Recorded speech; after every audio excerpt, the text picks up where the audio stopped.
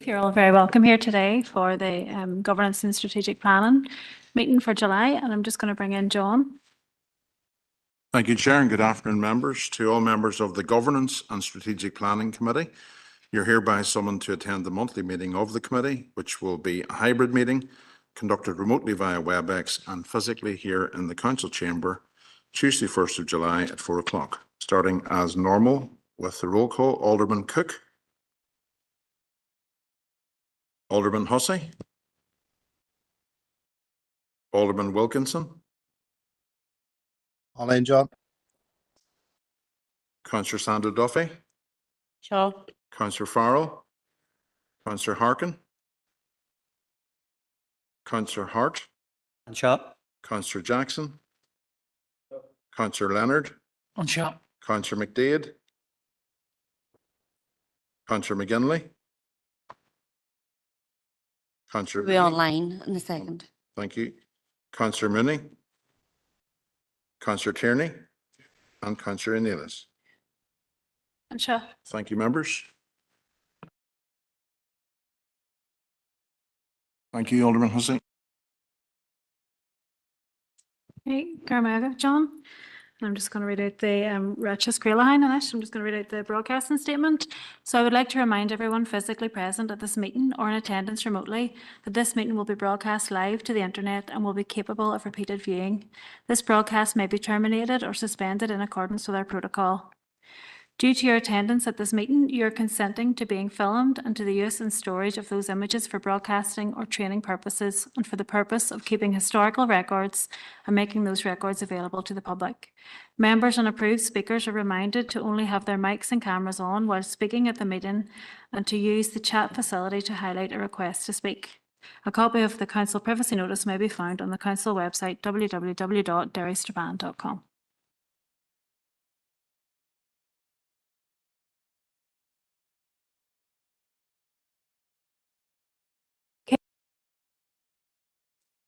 Just going to do the members' interest. If anybody have any interest to declare at this point?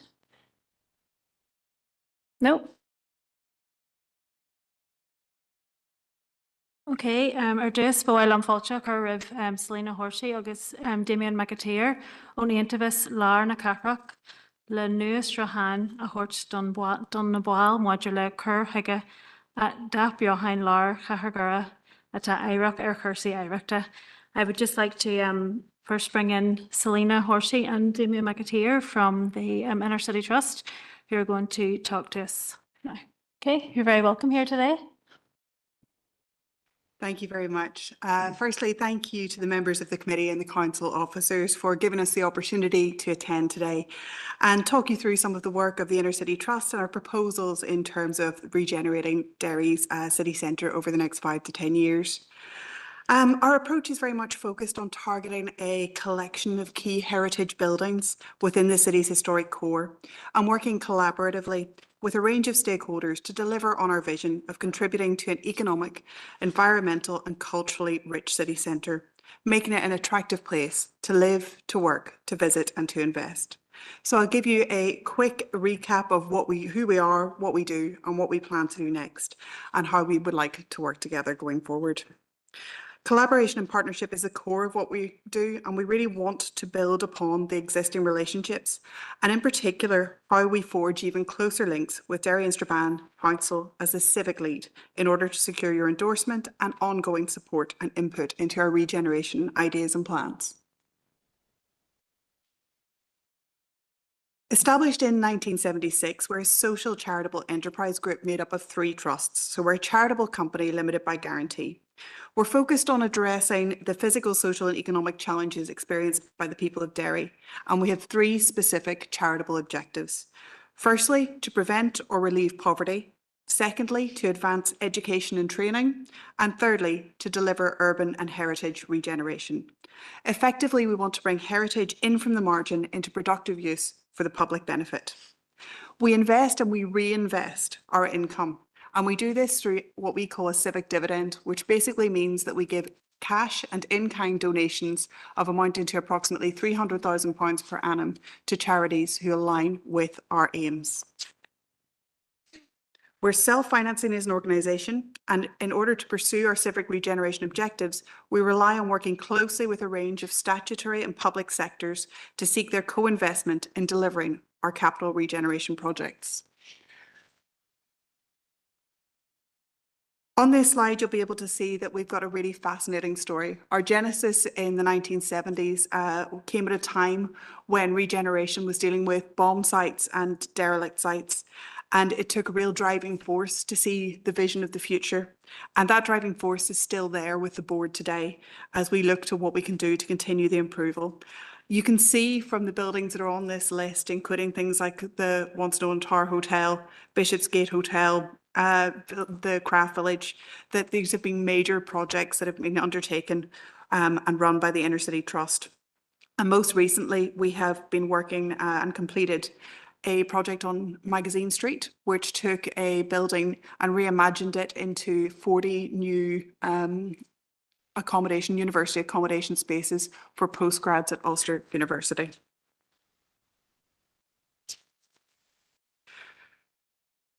This map, if you can see the buildings that are highlighted in burgundy, those are ones that are currently in Inner City Trust ownership. To be added or coloured in on that map is still Austin's, which has recently been acquired. And if you look at this slide, you'd be forgiven for thinking that we are a straightforward property group. We are engaged in the property world, but we use the property as a tool to meet our charitable objectives. And we think what that does is simultaneously can deal with issues such as urban blight, whilst also tackling our three main objectives as a charity. Of the buildings that we have, 11 of them are heritage listed buildings, and they make up they're made up of all sorts of different types of buildings, some of which are residential, some of which are commercial leases. And we always look to the end use of the building because we want them to have a sustainable long-term lifespan that is going to continue delivering for the people of Derry. There are challenges, obviously, and they're not unique to Derry. When we think of some of the big challenges for city centres, it includes things like the change to retail in terms of how people shop, and indeed the change to how people work since COVID in terms of that hybrid working model, which means less diversified footfall coming into the city centre. It's a real challenge. It brings economic uncertainty. And something that we really have to deal with. And we can see that these impacts are evident in terms of the declining footfall, the amount of commercial vacancies, the long-term dereliction. You can see as you look up around our streets, there's an underutilisation of the upper floors of some commercial buildings, and there is an increased incidence of heritage buildings at risk. At a local level, there are signs of market failure. We see low levels of investor confidence, and then we see the regional imbalance in terms of infrastructure. There's an absence of public sector catalytic funding schemes. So there used to be things like the Urban Development Grant that is no longer. And all of this has made a very challenging environment for investment. This is heightened in Derry specifically because the majority of our city centre falls within a conservation area. And that has associated a higher proportion of listed buildings, which is a higher cost base for restoration. And it can be really, really challenging, as we are all aware.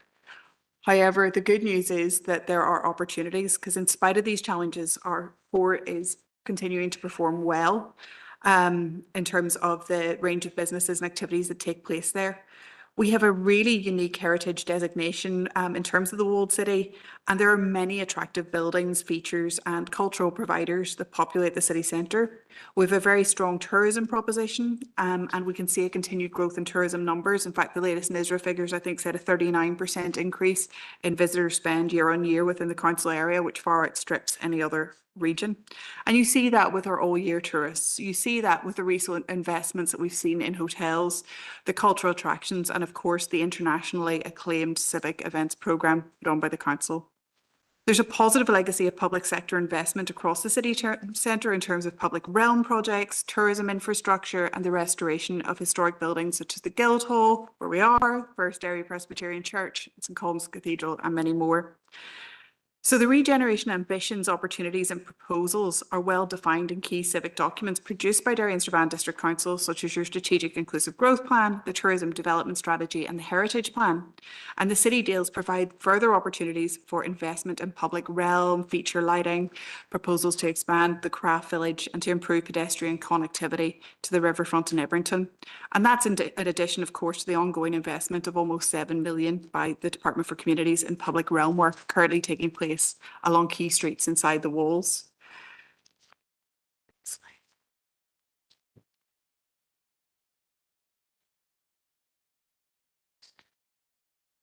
And just one more slide, please. Developing policy. Perfect. Thank you. So beyond its wider physical regeneration projects, the Inner-City Trust have been active in shaping the vision for our historic core. And this originated with a conference that happened just here in 2018, supported by the Council and Department for Communities. It attracted over 150 delegates across 2 days and had a mixture of keynote speakers and also workshops. The workshops and the contributions from local stakeholders helped to define what they considered to be the key regeneration priorities for the historic city centre for the next 10 years. So at that point, that was up to 2028. There were key programmatic sectors that were identified, and you can see on this slide the developing policy is an example of one of the types of actions that emerged from the conference in the subsequent report. So if you look at this, you'll see that it's very aspirational. I know the writing is quite small, but there was a real emphasis on developing recommendations that were also realistic. So the recommendations relating to improving the public realm, reimagining the diamond, tackling dereliction, redesigning our riverfront, and the acquisition of key landmark buildings, including Austin's. So it's really encouraging to note that progress has been made across all of these recommendations by Council through City Deal, DFI, DFC, and also through the work of Inner-City Trust. So what is our approach? So beyond our policy development activities and in line with the conference report and recommendations, the Trust have been very active in the past few years in identifying new projects and funding opportunities. There are 2 key activities that we're currently actively engaged in. One is the AHF Heritage Development Trust Programme, and the other is the recent news that we are the nominated preferred delivery partner for Department for Communities Northwest Regeneration Fund. So firstly, in terms of the AHF project, we're one of only 19 building preservation trusts in the UK, the only one in NI to secure this recognition. And we've worked closely with Council during the preparation of the application and in its implementation. Council's E&R committee in September 2023 endorsed its support for this important heritage-led regeneration project, which was wonderful news.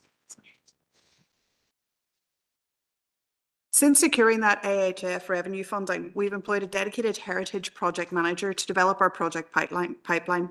Our focus under this element is on rescuing, restoring, regenerating and reimagining key heritage buildings at risk. We have also completed a couple of projects. So up here you can see Magazine Street that I referenced earlier, and project number 2 is well underway, well started at least, as we have got Austin's in our ownership and have completed some emergency works. In addition to the AHF funded Heritage Development Trust programme, we are actively working now on the Northwest Regeneration Fund.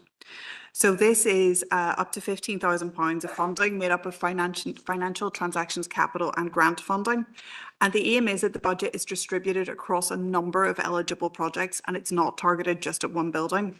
So eligibility criteria covers matters such as located within the conservation area, listed status, is it on the Heritage at Risk register for Northern Ireland, what's the type of project proposed, has it got any funding already secured, is it a viable long-term proposition to be self-sustaining in order to pay back the FTC, for example.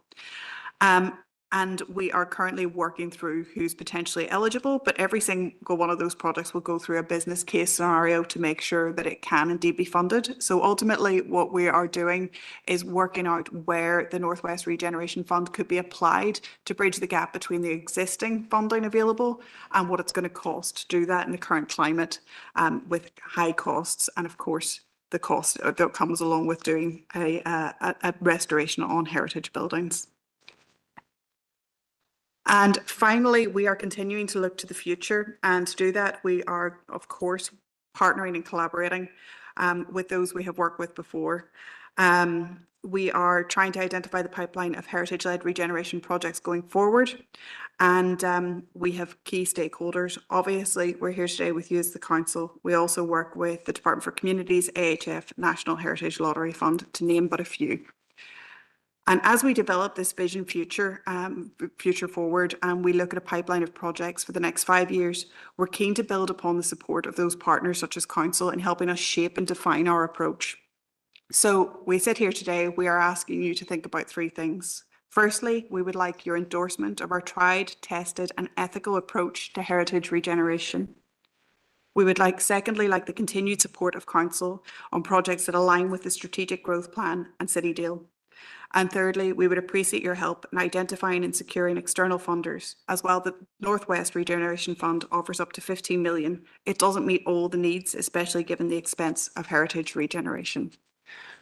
And finally, just so you can see what our impact is, you can see that our impacts coming off that sun there link really closely with the economic, environmental and social pillars of Council's strategic growth plan. Specifically, our heritage regeneration work underpins government policy, and it provides an alternative way to do business and to meet the regeneration needs and the economic development aspirations of our city, all whilst delivering against Inner City Trust's charitable aims of enhancing skills, heritage restoration and addressing poverty.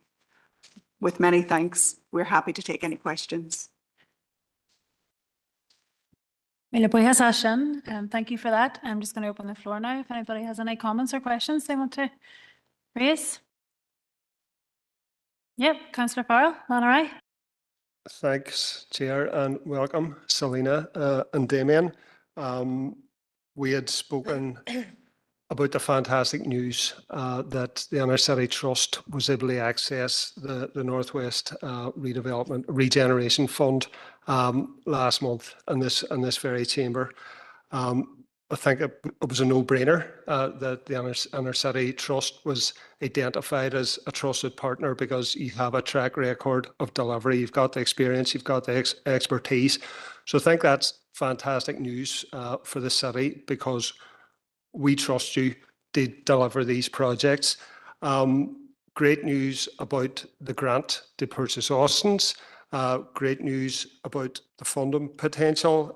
And I'm happy to propose, I haven't discussed it with anybody, but I'm sure there's going to be widespread enthusiasm to endorse your proposals about getting council endorsement, about continued support for regenerating the historic core of this city, and about identifying future funding streams in addition to the Northwest Regeneration Fund. There may be other funds available. I know we've got the neighbourhood board, which is in its sort of formative stages at the minute. There is £20 million in funding over the next 10 years, and that could be a stream because a key part of that is about the city centre, about preserving heritage, about preserving our historic core. So I would propose that we endorse your recommendations. Happy to do that. But I've got a question. When the news became available about money was secured to purchase Austins, the availability of the funding through the Regeneration Fund, everybody's asking, what's it going to be used for? And I'm going to ask it. So you're saying that it can't be just used for one particular location, that it has to be used across a suite of locations. So can you give us any indication? And I'm aware of sort of commercial sensitivities, but could you give us some indication of potential sites that are going to be targeted, that are going to be benefit from your expertise, benefit from the funding that's available to bring these buildings back into use? So anything you can give us would be really useful. It's an amazing presentation. We've got a lovely city centre. Unfortunately, there's buildings that aren't being used to their full potential. It needs investment. They need sort of care and attention. They need renewal. So I'd be keen to understand, which ones we can see brought back to life. But thank you for your attendance. Thank you very much. So the buildings that are eligible to come forward do have to fulfill criteria that has been set for the Department for Communities. That includes things like these. This is not about giving funding to something that is in the private sector to prop something up. This is about supporting other trusts. They must already be reasonably advanced into finding the funds that they need, because the Northwest Regeneration Fund on it will not stand on its own. So it's got to be people who have potential other sources of funding. And as you said, there's a lot of need. We can walk around our city centre and it's beautiful, but you can see the potential of how much more beautiful it could be if everything was brought fully to life. So there are many more potential projects than can be realised, which is frustrating for everyone, and thus the request to please keep your eyes out for potential other funding sources so we can do more. Unfortunately, I can't name any of them because anyone we're in a business case with is in a confidential situation and we're not able to share their data and information at the minute. It just wouldn't be professional of us to do so. So it's with apologies, but please know that nothing is confirmed as 100%. Everything will go through Department for Communities and very rigorous business cases. But there is work going on in the background to try and get that pipeline firmed up. And we look forward to making announcements as soon as we can.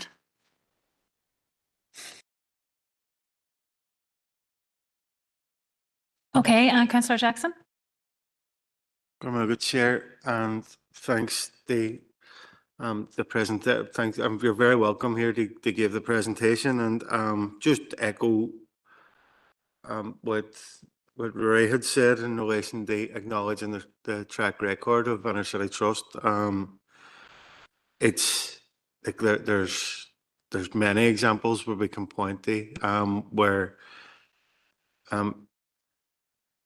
yourselves and Inner City Trust have stepped in and brought some of our historic buildings back to use. And I know when we walk around our city centre in particular, it's very clear that there's a rich heritage and a rich architectural heritage, and it is deserving of protection. And the Inner City Trust have proven themselves that you are an organisation that can deliver.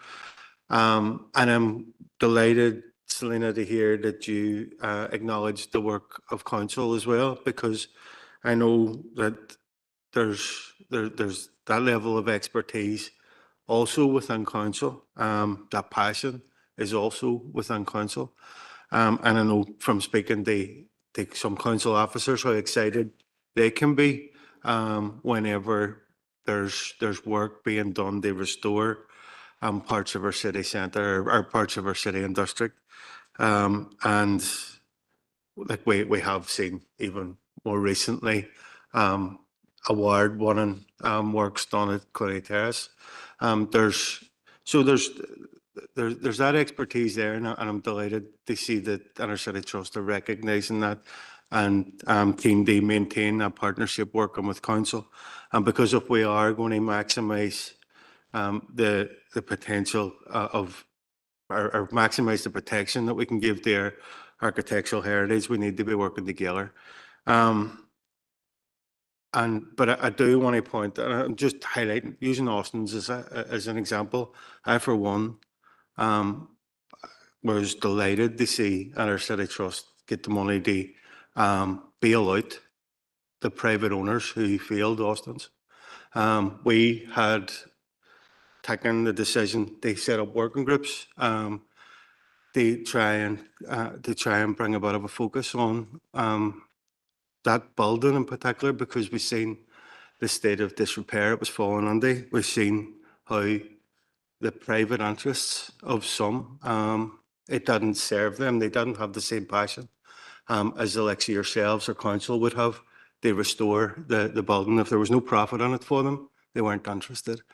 And it does stick in your throat a wee bit when we see public money being used to bail out very rich people. But the ultimate, the alternative was that we have a building of huge historic value or architectural value, and we couldn't take the risk of that being fallen into a state of further disrepair. So I'm delighted that that building has now been secured. I'm delighted to see that the Inner City Trust are the body that's going to take on that work. And unfortunately, there will be a need, because we have seen the private interests of some, it didn't feel historic buildings, and we do need organisations such as yourselves working in collaboration with council to be stepping in and righting the wrongs.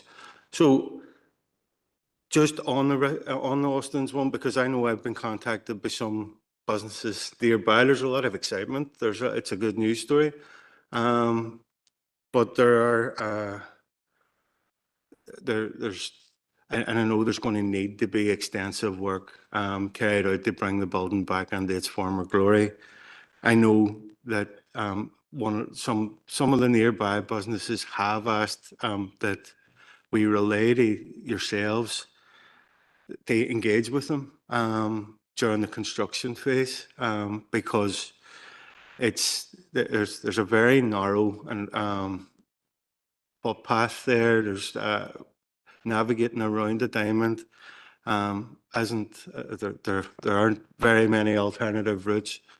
So the businesses in that vicinity would really appreciate just working along with yourselves, or even being kept informed as the construction phase evolves. So if that can be done, and it would be greatly appreciated. But I don't think that there's too many people in the city and district that aren't aware of the work of the Inner City Trust, that aren't impressed by the work of the Inner City Trust. And I think it's a fantastic opportunity to have yourselves on here presenting your vision and your ambition to do even more. I know, and I haven't even touched on the Tower Museum and the really exciting prospect that's going to be delivered there as part of our city deal.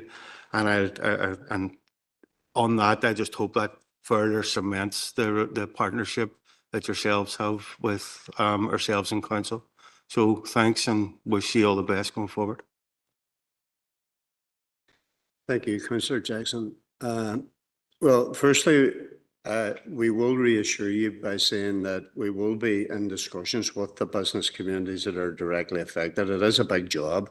There's no question at all about it. And they will be kept fully informed. We will try and minimise any form of disruption, but there's always going to be a bit of disruption. We know that. But we have a clear plan for us, and for not just if we're really going to be serious about this stuff, we need to stop thinking about buildings. We need to start thinking about the collectivity of the buildings and the impact that it has catalytically on the streetscape, as well as the restoration of the building. But as well as that, is it how the asset is utilised in the post-regeneration point. The mathematics of it are tricky. There is no doubt at all about it. It would never be capable of being delivered, given the market failure and all the economic and demographic positions that prevail in this part of the world. It would never be able to be delivered on an economic model without some form of, intervention. We're able to do it because we operate a thing called a balanced portfolio of investment, which runs across a whole range of things that allows, those rents that are paid to subsidise a longer view.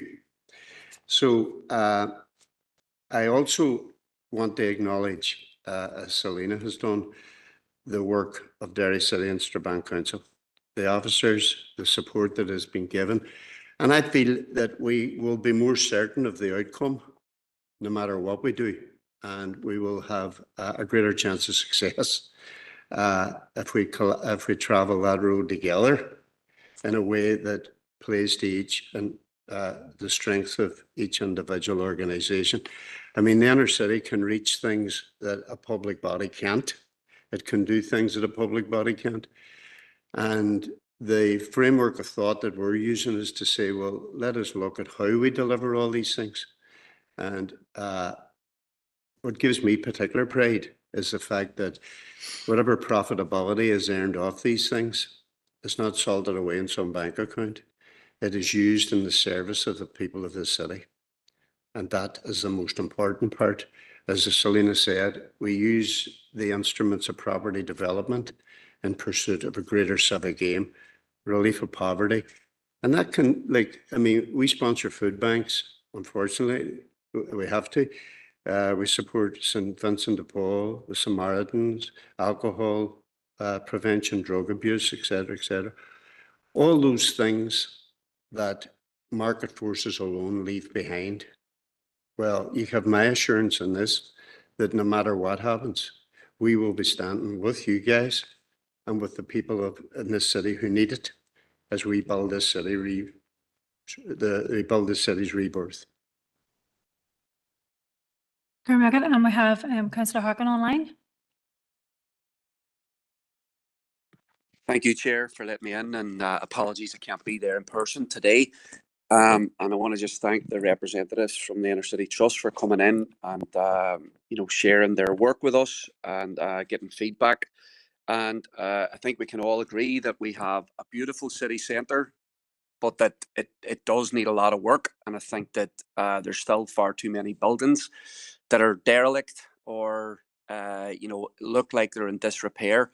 And I think that there is an urgency to regenerating the city centre and making it an area where I think people in the city and in the district are already very proud of it, but I think we can develop it so people are even more proud of it. And I think that that's why this discussion is very important. I think, look, the Austin's building is iconic for the city, and the blight that existed there was depressing for people in Derry, because it felt like the city wasn't moving forward. And I think it signaled so many things about, that we're just going to allow this, historic building to rot in the city centre. And there was a massive level of frustration. And I think that council did the right thing, setting up a working group to push forward the discussion about how to stop the rot and stop the blight at Austin's, but it shouldn't have been necessary. But I think it was I think I'm glad the council did it, because we can't allow that to happen in the city centre.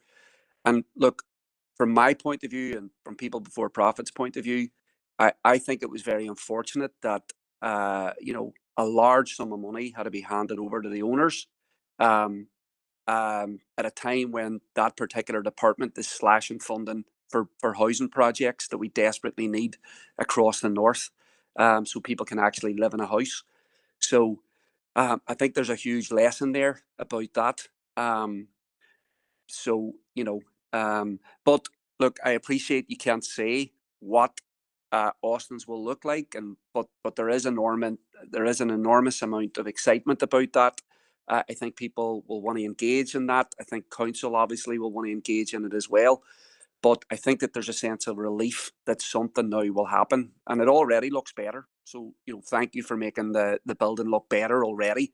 The slogan, austerity is gone from the side of the building now, which is a very good thing. So look, I look forward to the proposals for what is going to happen with Austin's, and I wish you well in terms of the other projects around regenerating the city centre and working with council and other partners as well. Thank you. Cormac, Councillor Harkin, I have a proposal on the floor there. I just need a seconder for it. Okay, Councillor Jackson, that's fine. I just have a couple of questions myself, if you don't mind. I work within the heritage sector myself, so it's something that's a real interest of mine. When you were in your presentation, Selina, you had said about the conservation area. The fund was within the conservation area, so it's not within the walled city itself then, is it? Are you engaging with heritage builds outside of the walled city, the walls themselves, or is it just within the walls? Pardon me, it's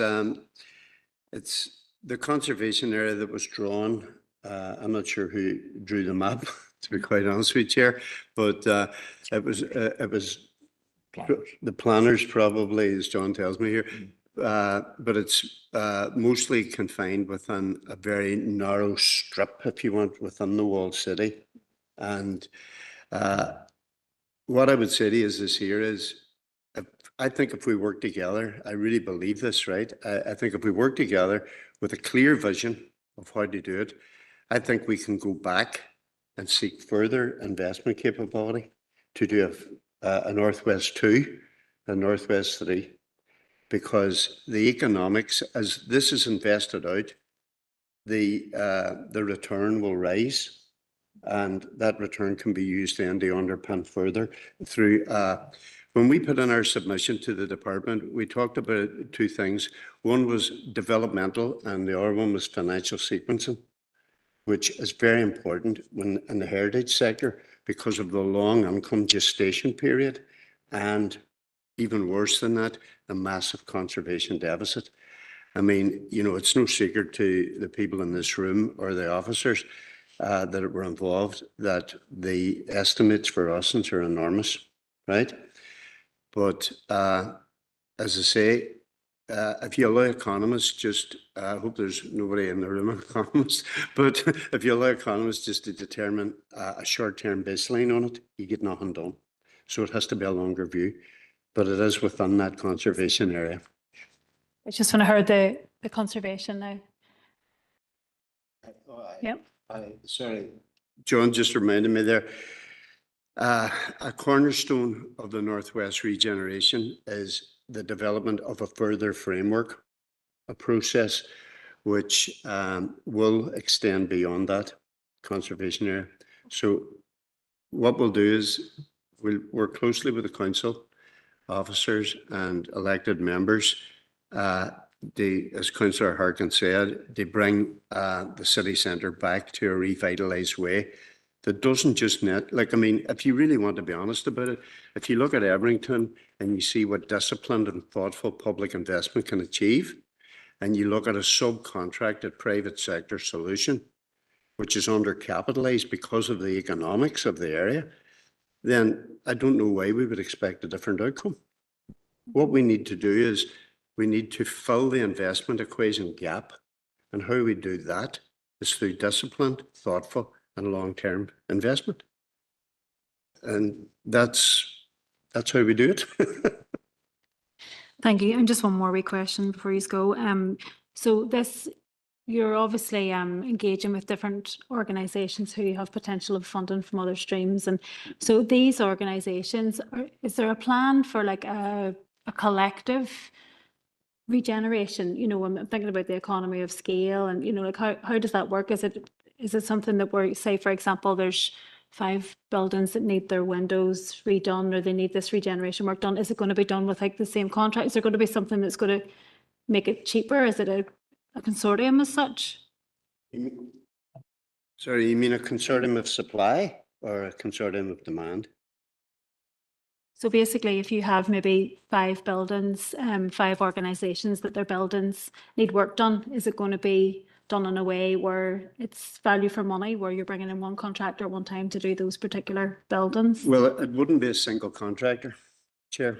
It would have to go out for procurement and tender. The biggest difficulty that you have, as Selena pointed out, is that each project, because of the different cocktail of funding, has to go through this business case approval. So consequently, you know, you will have time lags, but that's what I was saying. Our process is going to be on the basis of financial and development sequencing. I mean, even though we're talking about Ossens today, we already have started the business case for the second building. And that is with the department now. I would like to think, I don't want to give any hostages here, but I mean, I'd like to think that we could come back about September and say, this is now on for this building. Here's the timeline for Ossens as well. And it won't take a rocket scientist to work out that it's a what do you call it? There's a couple of buildings that are badly in need of, but I love and take care.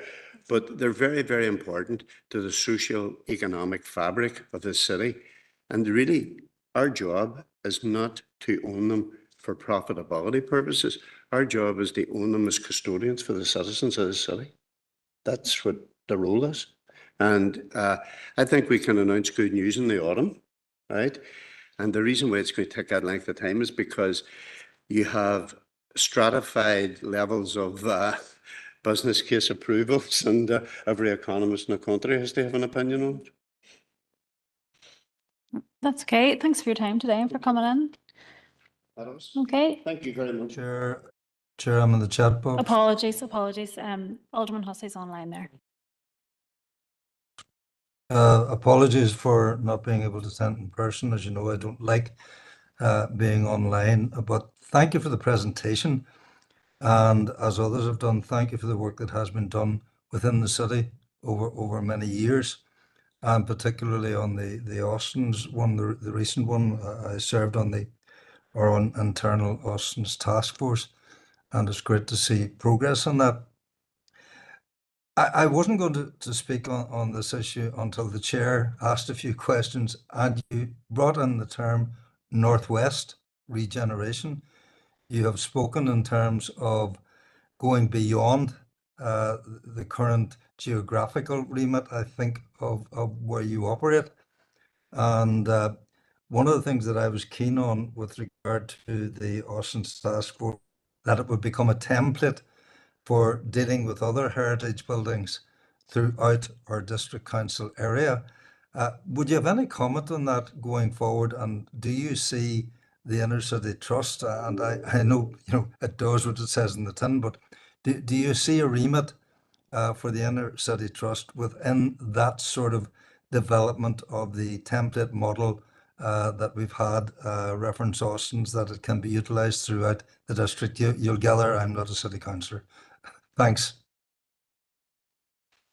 Thank you very much for the question. So absolutely, the initial fund from the Northwest Development Fund is tied to a very specific geographical location.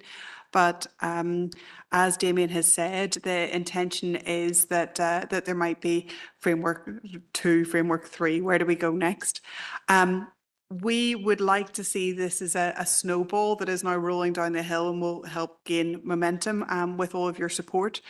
I think that Inner City Trust has its knowledge and expertise mainly at the moment within the city, but if we can get the model right so that it works financially for government, for the buildings, taking into account whole life costs, making them sustainable, if we can get that model right, we would like to think that is a model that could be transferred to other places. We are very happy to work with others to collaborate to try and get that working. Just give us a little bit of time to make sure that we have demonstrated that we can make this financing work, which we can, but we need to get a showcase building at the other end of that. And then we're more than delighted to support anyone in helping them do the same.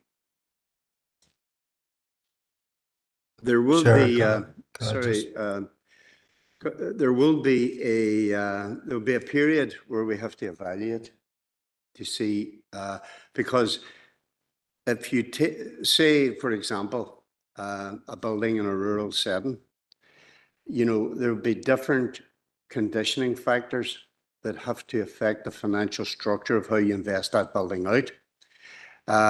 There may be possibilities, but we have offered the services to DFC and to the Department of Finance as well, and they're aware of it. That what we do, we pilot it here, and we look at then how we would adjust the model accordingly, depending on what the local characteristics of where you're putting it is. But I have to say, I'm sort of inclined, as you can tell from my accent, to think I would like it to be in Derry first. So I make no apologies about that. I'm sorry, but certainly, Derek, if you want to talk to us, you have the number, give us a bell. Let's see what we can do. Chair, can I say I really appreciate the candid nature of the last reply and appreciate that. But I also appreciate that there is a hint of potential going forward for the benefit of our entire district. Thank you very much for that. Thank you. Okay. And that's it now. Chair, could I make one quick comment? Sorry, I know we're just keeping you here forever. I just want to make a comment because I know Christopher has dealt with the presentation, but just in relation to the work of the Inner City Trust, and we do, and I'll speak for Derry as well. We do have real ambition around the city centre and want it to be a really vibrant place for our own residents, but also tourism and everything coming in, that whole product that we have around it. I think that we have huge potential with City Deal and the whole regeneration. But I think there is that whole partnership approach that we're going to have to take, because City Deal won't do everything. The Inner City Trust can't do everything, but there is a huge partnership there. We do have some absolutely beautiful buildings within our city centre that unfortunately have come into a bit of wreck and ruin, and Austin's is a prime example of it.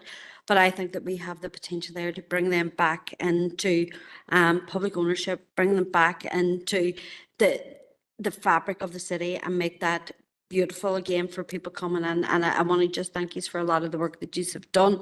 I know over the last number of years I have done a bit of work with Helen and different guises and different stuff that she's been involved in. And I have to say, even in terms of the homeless projects that we have within the town, the Inner City Trust have been very heavily involved in those as well. So from that level, I would like to thank you for a lot of the work that goes on within the city. So great presentation, and happy to endorse the proposals there and see what happens next. And I'm really excited if there's going to be an announcement in the autumn. I will keep my eyes open for that. So thank you both for coming today. That's great. Thank you very much, Councillor Duffy. But one of the things I will say is that it's a small area, you know, the city centre. It really is a small area, and there's so much can be achieved if we do it thoughtfully and together. See, the days of putting our arms around the jotter and not sharing the knowledge, they have to end if we're really going to put this place back on. And you see, a lot of people say, well, what we want to do is catch up with places. That's not our ambition. Our ambition is to leapfrog them. And we'll use the heritage of the past to underpin the prosperity of the future for the widest possible public benefit. That's our mantra. Sorry, Councillor Tierney. Chair, thank you. Just with them, you're not finished yet. I'll definitely not keep you very long. Look, thanks for the presentation, and like everyone else, I'm delighted to support it and support your recommendations. I think I sat in the Austin's task force with other councillors, and I think when Inner City Trust took ownership of it, I think everybody breathed a sigh of relief, and we knew that building was in the throes of becoming safe and becoming back into public use, which is great. In relation, I suppose, to the three recommendations, I don't want you to leave here and also wait for an announcement in the autumn that will come. I want to sort of push a wee bit in terms of the practicalities of making sure that across the city and district we get the biggest bang for our buck in this. What do we need to do to support you on a daily basis in running this out? I know your second recommendation is support from council, but what does that actually mean, and how can we do that so that we're not sitting on our hands waiting on this announcement come the autumn, that we're actually growing that partnership and trying to work together to try and enhance anything that we can do together. Thank you. Thank you, Councillor Tierney. But what I would say to you is this here, is that the council has been very, very helpful. I mean, you know, a lot of people, you hear, what's the council doing and all this here. I mean, we're not in that bandwidth, right? No chance. The council have been very helpful so far on working with us to secure the AHF, which is the Architectural Heritage Fund, that actually enables us to appoint that heritage manager. Now, the reason why we wanted a heritage manager, if you want to call it that, with that specific focus, is because of the number of heritage buildings that are in the walled city that are so vital to tourism, so vital to our residents that live here, so vital to our children, so that we can actually begin to transmit a confidence to say it isn't all doom and gloom. There is going to be a marker here that we can actually do something that allows you to live in a city, get married, have children, whatever you want to do, in a city that actually is beautiful, sustainable, and economically prosperous. Now, the council started out by, as I say, and I thank John and Karen and Tony and a range of other people for all the support and help. And if we're going to get properly to the destination, we're going to need that type of support on an ongoing basis. So we can come, and sometimes, you know, when you're trying to cut that path out, you know, it gets a bit lonely. I'm not looking for any sympathy in this, but it gets a bit lonely, and it's good to be able to come back and get a bit of comfort and say, well, look, we're okay, we're progressing in the right way. And as Councillor Duffy said, the city deal can't cure every problem, but it's like a Venn diagram. There's a center of that we can collaborate on that will go out in waves. All economic regeneration, physical regeneration and all, it's all born in the dark.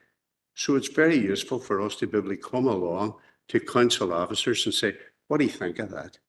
They might say, well, nah, think about that or something like that. That's not giving advice. It's just helping to go towards the same destination. So that continued support that was offered under AHF is perfect. And if that can be continued, Chair, it really would be a major help. Because to be honest about it, we've done a rough calculation on this, right? A very rough calculation using the 15 million of the Northwest Fund with various other component parts of the funding structure. We're talking about an end game on the first tranche of investment, which will take between now and 4 or 5 years, something of the magnitude of about 85 million.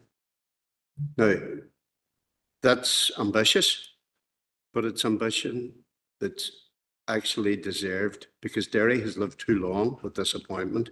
It has lived too long with refusals. So we're not going to be part of that coalition of the negative. We're going to do it. So if that council can help, by all means, welcome aboard. Not quite, the chair's allowed me in.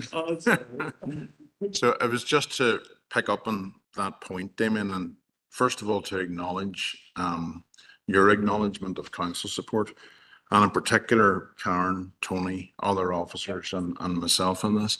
The members, as you know, council has worked strategically with Inner City Trust for a very long time, but I would like to think that in recent years in particular, and currently, there's a very close partnership in terms of strategic working. As you said, Damien, sharing exactly what's going on with council from a regeneration perspective and how it can dovetail with what Inner City Trust and other departments of government and other agencies within the city and district are trying to achieve. It's that collective effort, making sure there's a line of sight on all of the projects and then how one project can benefit from another, and that overall shared objective through these various projects. So members, I think at the minute, the partnership working has gone from strength to strength. There is an open door policy for Inner City Trust and other partners who are working in heritage buildings across the city centre and right across the district. And we hope to continue to work on that basis. And I very much enjoyed your presentation today and look forward to working with you in the future, Damien and Selena. Okay, that's us now. Nobody else is allowed in. Yeah, Gurmila Mayogov, thank you very much for coming in. Okay.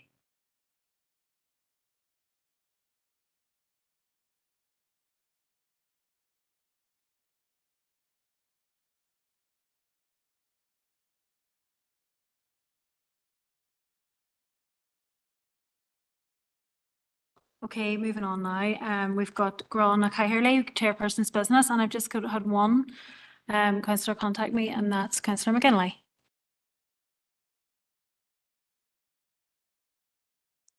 Good Chair, and thanks for letting me in. I want to take this opportunity to raise awareness of an initiative that's going on today across Derry. The Derry Gaels across Derry are raising money today to support the GA Palestine summer tour that's coming here in July. Dairy Gaels right across the city are participating in a 24-hour hunger fast to raise money for this initiative, and participating in it with members of Shandolan's GAC, and I'm aware that many others across the city are participating and sharing out the link. I think it's really important that we acknowledge local efforts in supporting these initiatives that support the Palestinian people in whatever way that we can. So congratulations and good luck to everybody that's taken part, because it's not easy. And I would encourage those that are in the position to donate to that fundraiser. And if you'll indulge me in the same vein, I'd like to extend congratulations to Gerald O'Meanine, who has raised £6,400 participating in the Ulster Puck Fada competition final. And that money is going to the Hilda Orr Foundation to support their vital humanitarian efforts in Palestine as well. To support the Palestinian people who at this minute in time are enduring an ongoing genocide at the hands of the Israeli state forces with the full backing of British, US and Western governments. So it's just to put on record, you know, that these initiatives people are trying to do whatever we can. And I would encourage people to get in behind those efforts. So Gora Maya, Chair.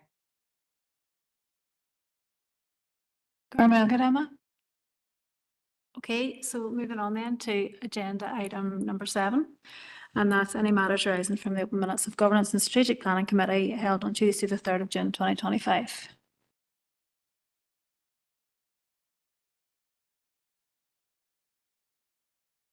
No, okay. So agenda item number 8, then we have the capital projects approvals, and I'm going to bring in Alfie. Yep. Thank you, Chair.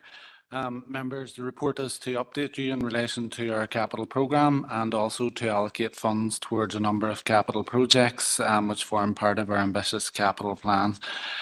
So members, just by way of background, summarised in the table in section 2.2 of the report, it sets out the 206 million programme of investment that we've either already completed or which is underway within the council, and the detail around those projects, members, is set out in tables 1, 2 and 3, which are attached to the report.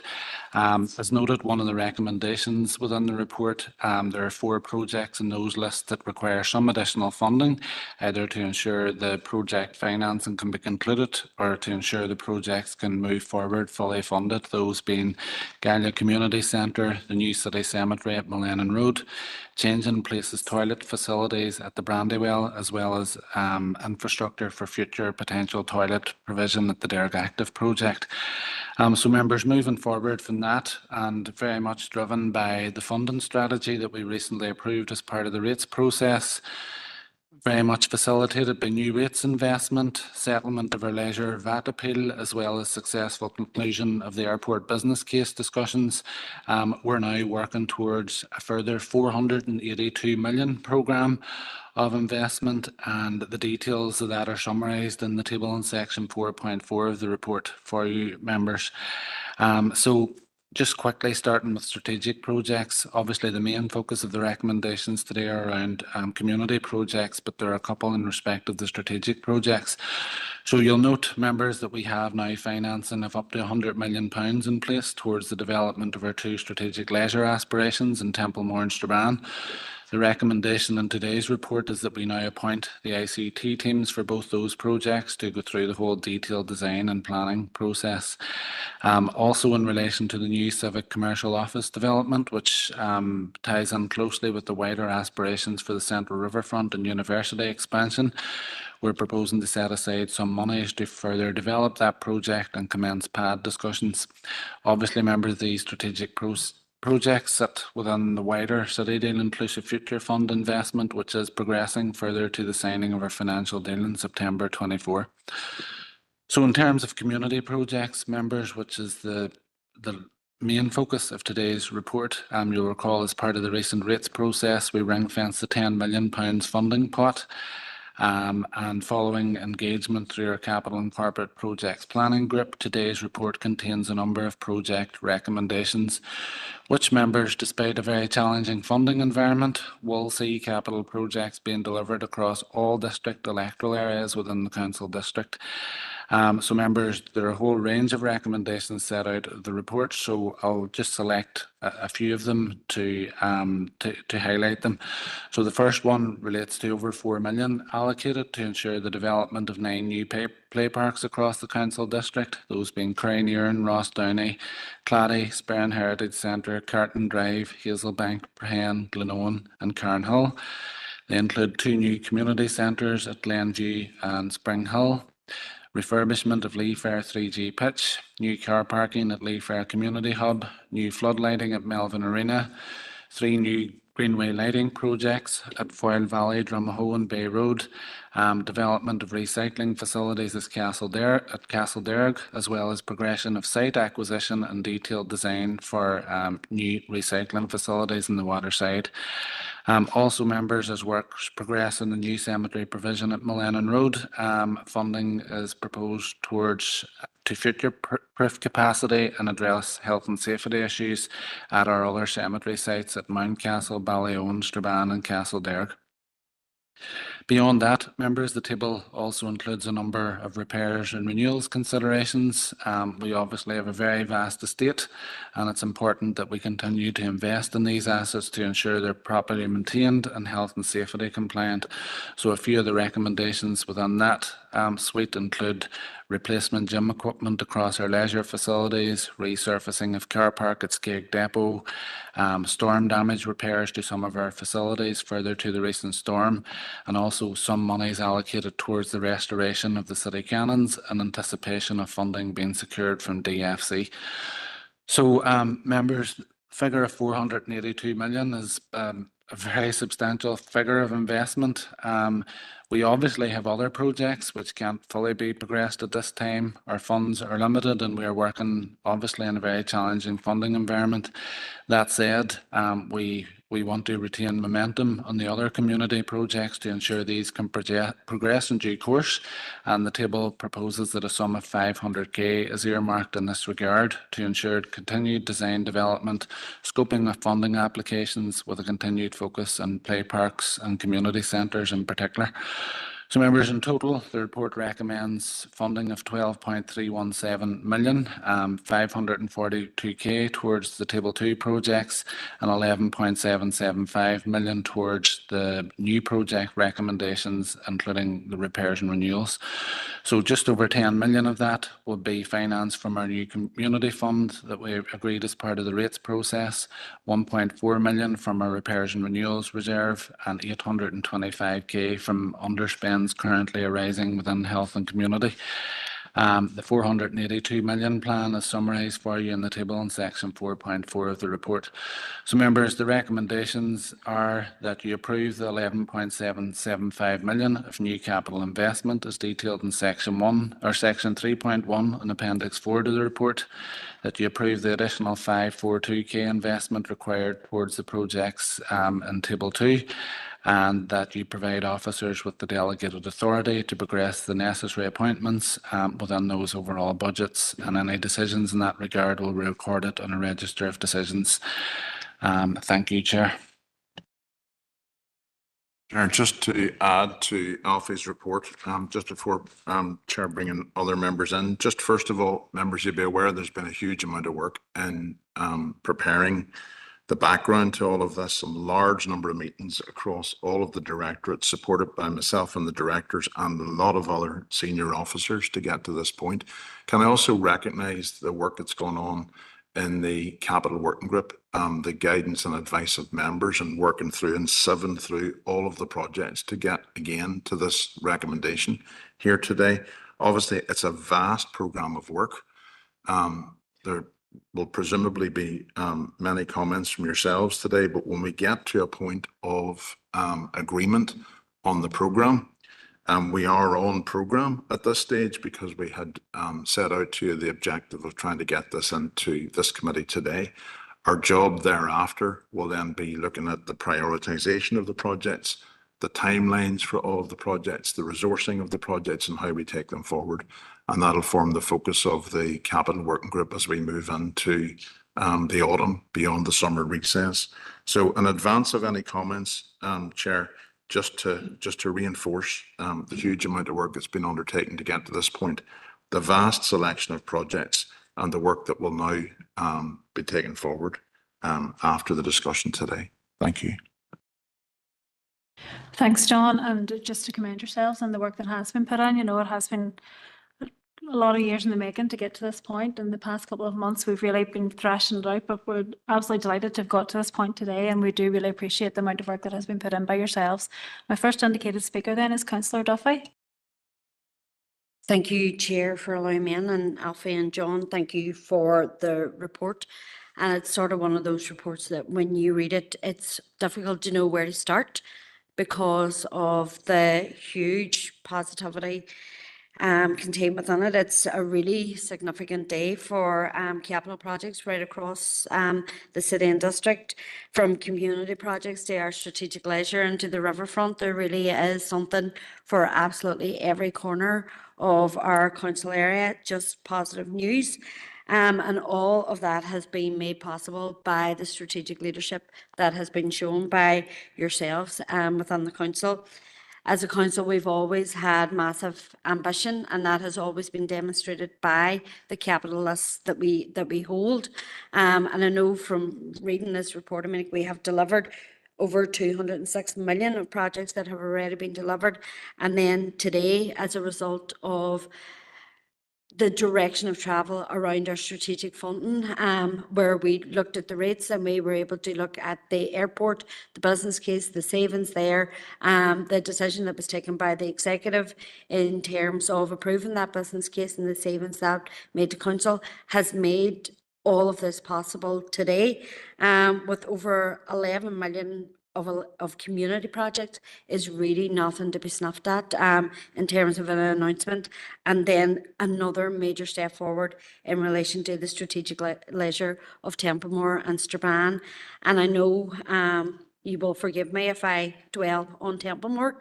I came into council in 2014, and it was a huge priority of mine to deliver Templemore, as it has been something that had been sitting in the old Derry City Council.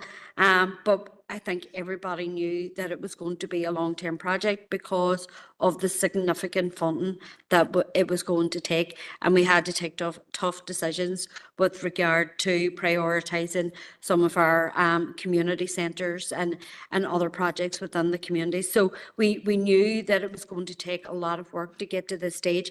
But the fact that we have a pot now of over 100 million that will finally actually see this moving forward to delivery, where we will see the appointment of a design team, we'll see it going out for consultation. Derry has waited so long for a new Templemore, and I know I constantly have conversations around Templemore with young people who are using the gym and using the facilities, and they want that state-of-the-art facility here within our council area.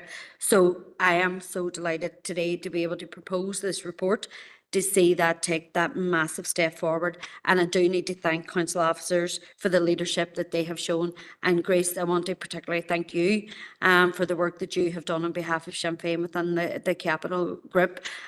We are very grateful for the diligence that you have shown in how you have conducted that work. But it would be remiss of me to stop talking without mentioning the Cairnhill Play Park, because we're also delighted in relation to that, and Leaf Fair in relation to the car park, to address the health and safety issues there. The Leaf Fair car park was probably the last project that Peter McDonald asked me to work on. So I'm actually delighted today to see that getting across the line as well. So I know other people have their own projects that they want to comment on, but thank yous very much, John and Alfie and the entire leadership team, for bringing us to this stage. It's a hugely significant day for the council, so thank you. Gurmaga Sandra, and our next indicated speaker is Councillor Tierney. Thank you, Chair. And I will continue in a similar vein to Councillor Duffy and welcome this report on behalf of the SDLP. When you look at some of the community projects that are going to get the green light now, many of them have been waiting a lifetime to try and improve facilities within their own area, or get facilities in some cases within their area. It will be a great sigh of relief today. I think Damien McAteer, in one of his answers in the last presentation, Chair, said that there's a school of thought out there that the council do nothing. This paper, in my mind, would break that school of thought every day of the week. When you look at 9 play parks in different areas, in some areas that haven't never had a play park ever. Karen Hull, as Councillor Duffy touched on, is over 50 years old, never has as much as a swing, and hopefully now we will see that progress. You're looking at greenway lighting in areas such as the Bay Road, Drumahoe, and out the line. Again, another fantastic development for those areas. I, like Councillor Duffy, welcome the Lee Fair car park. I'm not totally married to the stage process in it, but some car parking down there is badly needed. And if that's where we have to go in the stage process to get that, I'm more than happy. I also welcome the recovering of the surface at Lee Fair as well. One of our facilities, which is run by a community organisation, which is booked out throughout the week, and that will come as a great benefit to the people who use it. I think, and on behalf of the SDLP, I would like to thank council officers for all of their work in preparing this paper, but also preparing the projects to go into the paper, because that's where the important work is done. There is lots to be happy about in this paper today, and lots to be celebrated. I think we do have to look now at the future of Templemore, and the appointment or the anticipated appointment of the designed ICT team is another huge step forward in that project. Like Councillor Duffy, I came onto council in 2014, and Templemore then needed a refurbishment, it needed a rebuild. That's 11 years ago. It's badly needed now. So I think everyone across the district will welcome news around those 2 strategic leisure projects. But I think everything in this is good news. It's to be welcomed, and I'm delighted to second the recommendations contained within the report on behalf of the SDLP Chair. And once again, thank you to the officer team for their work on these projects. Thank you. Garamaga, Councillor Tierney, and their next indicated speaker is Councillor Jackson. Good Chair, and I suppose there's nobody in this chamber that's going to argue around the benefits of the community projects, and I'm going to focus on the community projects because there's a lot of frustration, and like the previous 2 speakers, I came on the council in 2014. It was, I don't know if there's a bad omen there. It's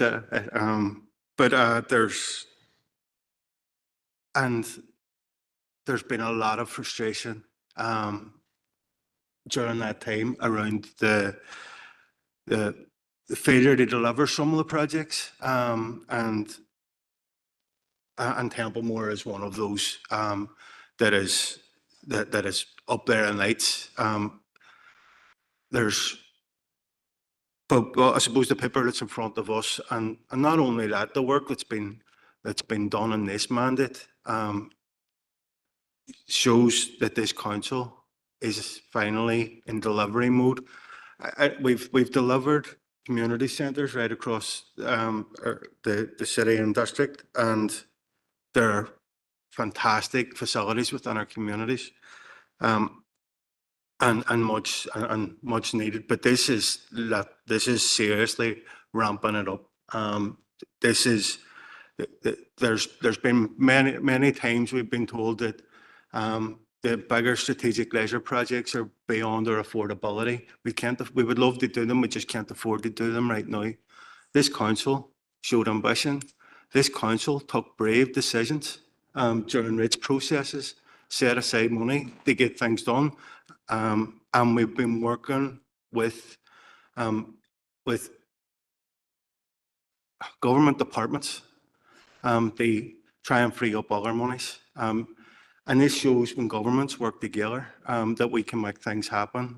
And the deputation that, earlier in this meeting showed what can happen if we work together, if we show ambition. And this paper has ambition jumping out all over it.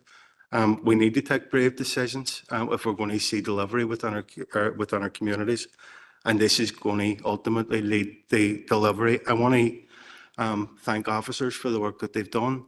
And I'm going to specifically focus in on the Carinairn Play Park and Prahen Play Parks. For years, the people of Prahen, the people of Carinairn, have been campaigning for play facilities. There's been anger around the lack or the inability to deliver in both of those areas, and it's good. I know it's good to see how quickly this paper came back after the really disappointing news that we weren't successful as part of the Police Plus applications. Council officers worked at pace. Along with members, they pick ourselves up, dust ourselves down, and look at all our options. And despite going through difficult rates processes, we decided to show that ambition. They say that enough's enough. We're not going to accept and expect the people of the city and district they wait any longer. So I'm delighted to see this paper come. I'm delighted to see progress in Carinairn and Prahen so quickly after devastating news around Peace Plus. And I'm genuinely delighted to see that there's recognition across this chamber around the value of community projects, because it wasn't that long ago during the rates process we were told there were some people voted against this budget that was going to deliver these play and community facilities. So it's good to see that people are recognising that this is going to bring value, that it's going to deliver. And if we're all on the same page around being in delivery mode, we can achieve, like the deputation earlier, we can achieve so much more. So I'm glad and I'm hopeful that there's a bit of a change in mindset of some of the people within this chamber, and we're going to start being ambitious, working together and delivering for the people that put us here. Thanks, Chair. Good, Councillor Jackson. And next we have online Alderman Hussey. Thank you, Chair. And like others, can I express extreme thanks to all involved in pulling together all of these projects. There's imagination within that. There's adaptability within it as well. What we see is an imaginative use of resources, available resources, and I would use the utilisation of the funds from the COVID recovery to undertake work in various communities. And indeed, I suppose in cases where council funds have been used as a catalyst to access various other available resources, be it City Deal, be it Levelling Up Fund, etc. All of that is extremely welcome.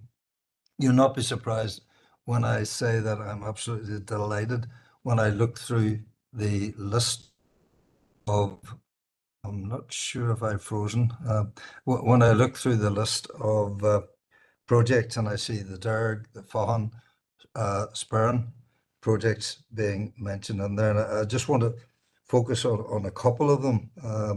Within the Derg Active project, for example, the 300k, or sorry, the 30k preparatory work for the toilet provision in Castlereagh, that's something that Derg councillors have been pushing on for quite some considerable time. Is very welcome, and I hope that when the time comes and we have all of that preparatory work done, that funding will be available from whatever source to ensure that we can then not just leave that pot of funding sitting there, but actually utilise the groundwork to ensure that the toilets go into place there. I'm disappointed, and those who sit on our local growth partnership will understand this as well, that we weren't able at this stage to include lighting along the river wall in Castleberg, given the violence against women stance that's taken within council in other areas and the encouragement of lighting, but that's something that may come along.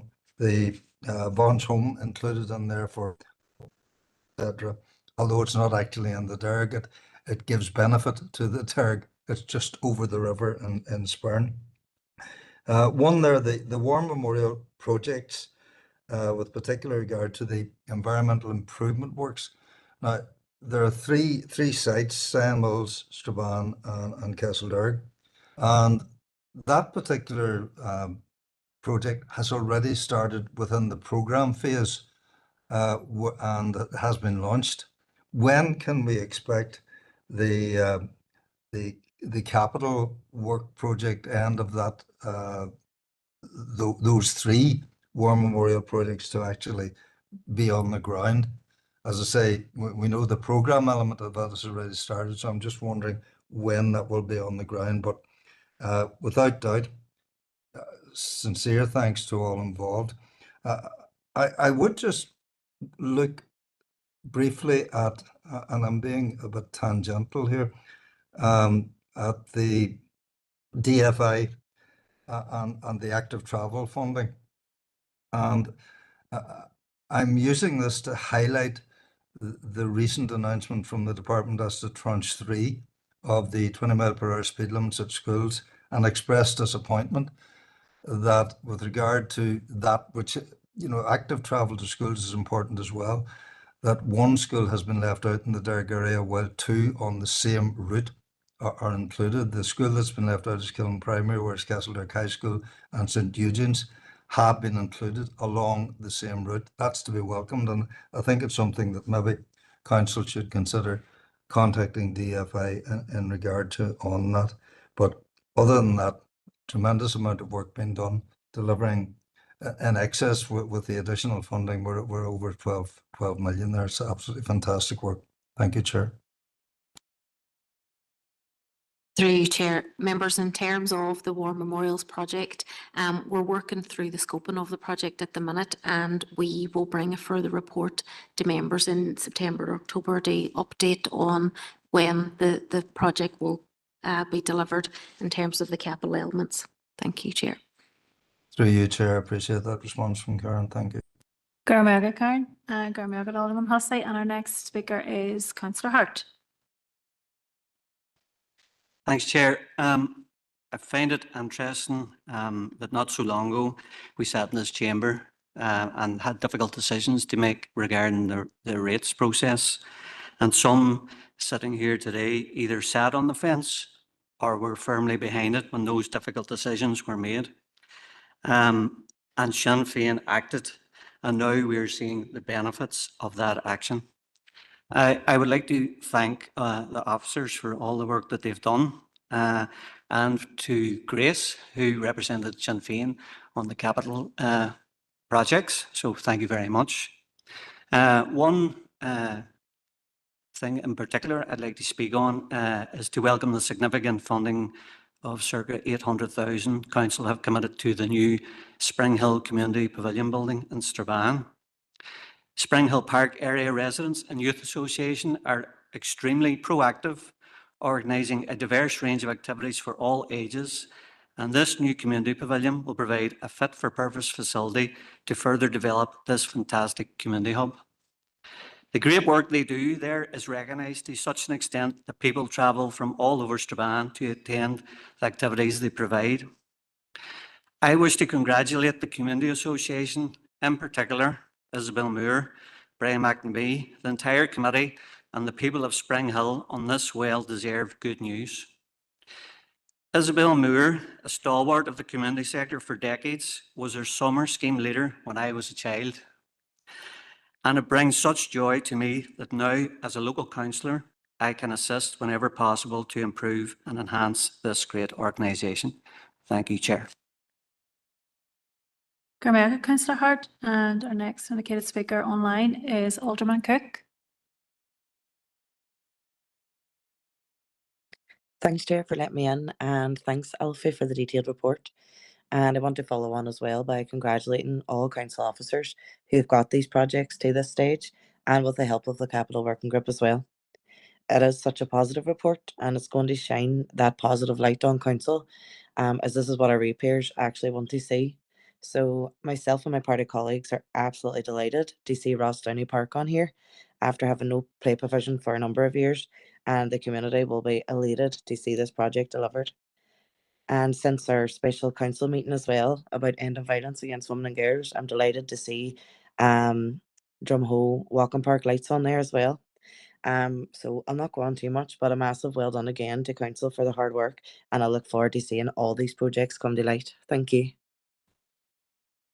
Margaret, and our next speaker is Councillor Leonard. Thank you, Mayor. Firstly, I would like to acknowledge everyone involved with the preparation of the capital spending paper in front of us today, and best wishes to you all going forward for delivery. I am very grateful for the funding that has been allocated to provide a play park at Sperrin Heritage Centre. I know only too well this will be very welcomed by local families in the Crana and Glenelly area, and by the many tourists who are now visiting the now Anish giant at Sperrin Heritage Centre. There is a brilliant potential for tourism development in the Sperrins, and this is a step in the right direction. May I take this opportunity to also acknowledge the seasonal placement of the portaloos at the Heritage Centre and the cleanup that has been recently carried out, and I do hope that redevelopment of the site can continue over the coming years. Also mentioned in today's paper is the work that has been carried out by Council in Park, and particularly at the Learmonth Forest area, and I would like to congratulate everyone who has been involved with that. Finally, the state of the Dunamana Play Park has been brought to my attention many times, and again I am pleased to see today that finance has been allocated for the very needed repairs. Margaret, and the next indicated speaker online, Councillor Harkin. Thank you, Chair. And yeah, it is great to see so many projects included in this, and it's very positive for people right across the district. And look, it's no less than what people deserve. And of course, there is a massive level of frustration, and rightly so, that you know, places like the complex have been neglected for so long. So it's good now that we're finally in a position where we are going to see the Templemore developed. And the great thing about Templemore is that it is inclusive. Everybody can go and use it. And that's the great thing about it. The vast majority of people will really welcome, you know, Templemore being developed. And similarly, along with that, I'm glad to see that, you know, the Brook Park Bowling Pavilion, the Health Suite is listed there. And I think that that's great. And I think it's great too that there is the fund for the upgrading of leisure equipment across our leisure sites. So, you know, that's really positive stuff, and it's great. And I very much welcome it and look forward to it being done as soon as possible.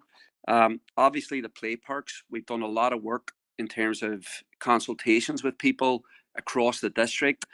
We know how important play parks are to people. We know how frustrated so many areas are because there has either not been a play park or their play park has been allowed to be neglected for so long. So very much welcome, you know, a play park in Glenowen and in Hazelbank as well. That's great to see. There's obviously other areas that have been that have made the case for play parks as well, and I think we have to be looking at how we progress that as quickly as possible. Again, great to see lighting going up in the Bay Road. I think that that'll be welcomed given how widely used that is by so many people from in the area, but from right across the city and the district as well. So look, there's many things to be positive about. It's no less than what people deserve, and this is exactly what the council should be doing. And I think if people have been frustrated, rightly so. So it's good that they're seeing these projects being progressed on, and well done to the people who've been driving it forward. Margaret, Councillor Harkin, and Councillor Gallagher, you're next. Thank you, Chair, for letting us in. I'm not a member of this committee, but I was a member of the Capital Group that was on this.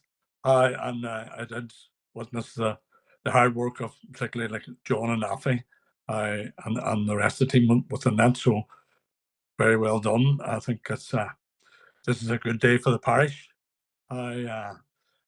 across the entire district. And like others have said, like I've been a councillor since 2014.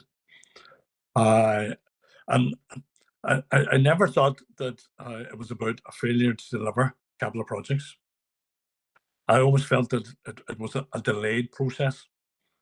And one of those key factors in the delay process was that this council had its hands tied behind its back because of the airport and the amount of ratepayers' money that went in there. And thankfully that has been resolved. That has allowed the council to generate capital to go towards these projects, and that's an amazing day. I don't think this is about our previous rates meeting and who did support the rates and who didn't. This has been a long-term process, and the success of not paying for the airport has led to this.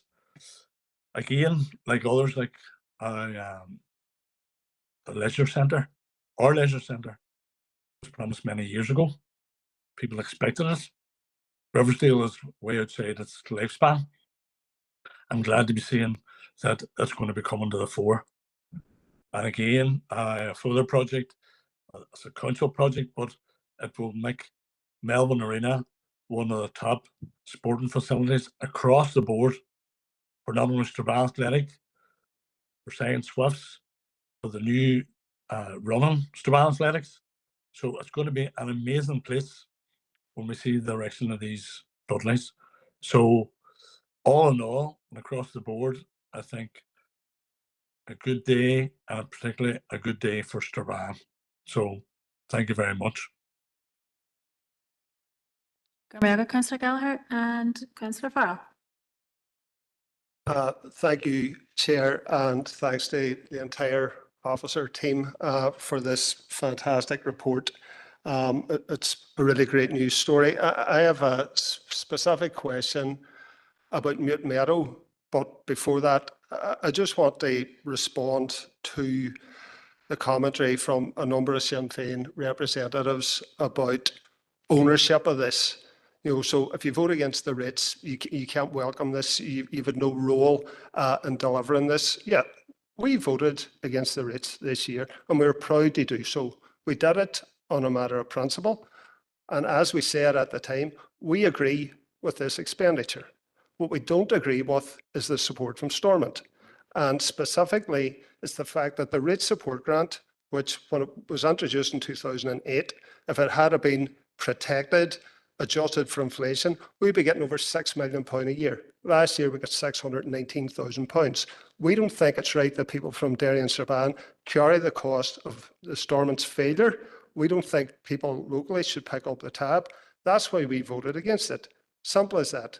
But this should be a good news story today, instead of people crying about who voted for what. So my question, crying, here's the person speaking. My question, actually, thank you, Christopher, about Mute Meadow.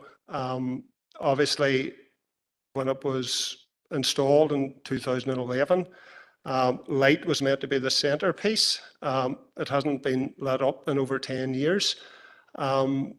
Extra budget has been identified within the repairs and renewals. We're expecting some sort of funding contribution from the Executive Office. It says in there that discussions are progressing.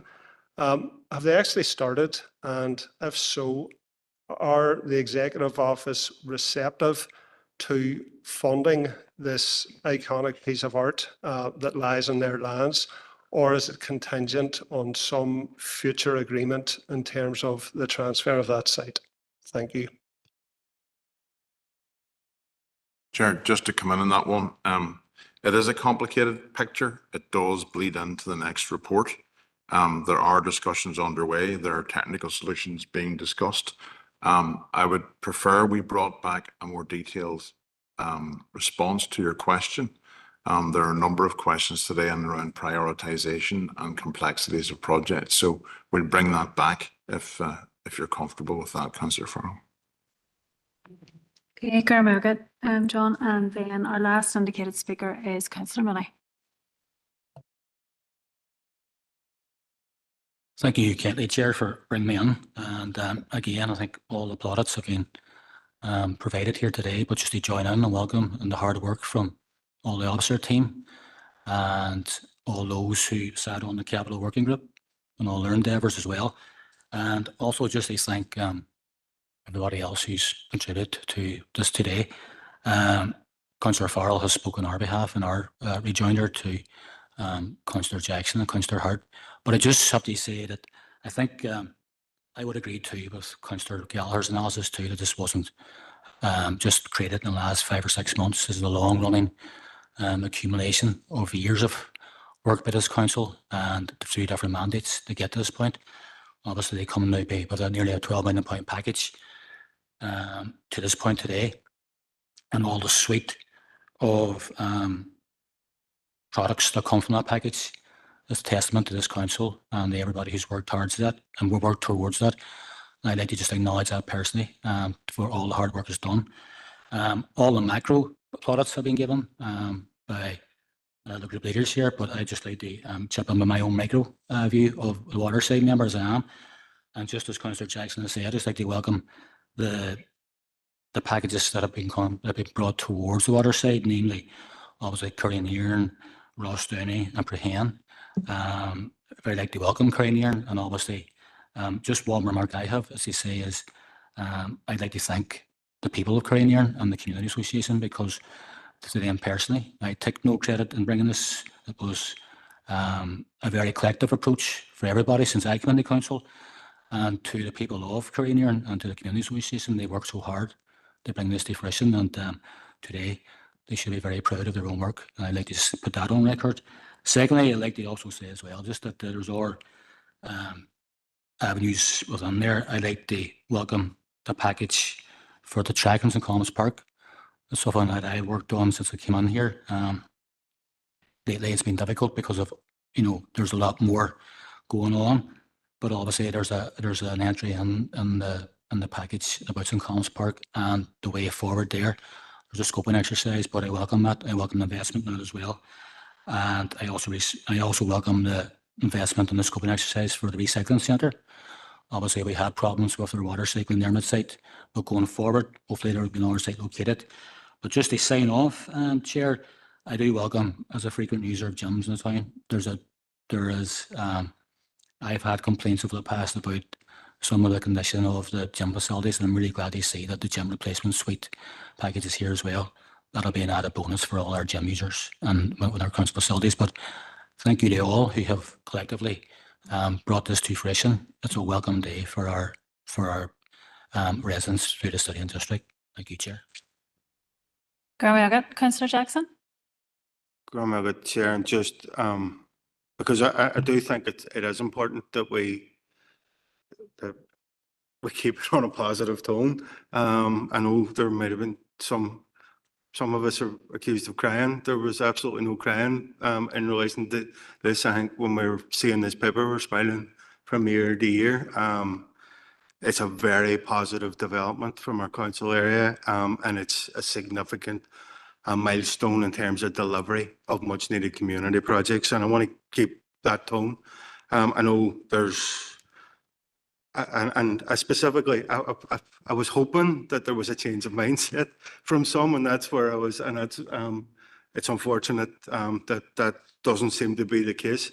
But regardless of what, how it's spun or what, and this has been a culmination of many years of work, and in some cases, many occasions where community organisations, residents have been disappointed. And we could have continued that vein with the disappointment, or we could have stood up and we did stand up.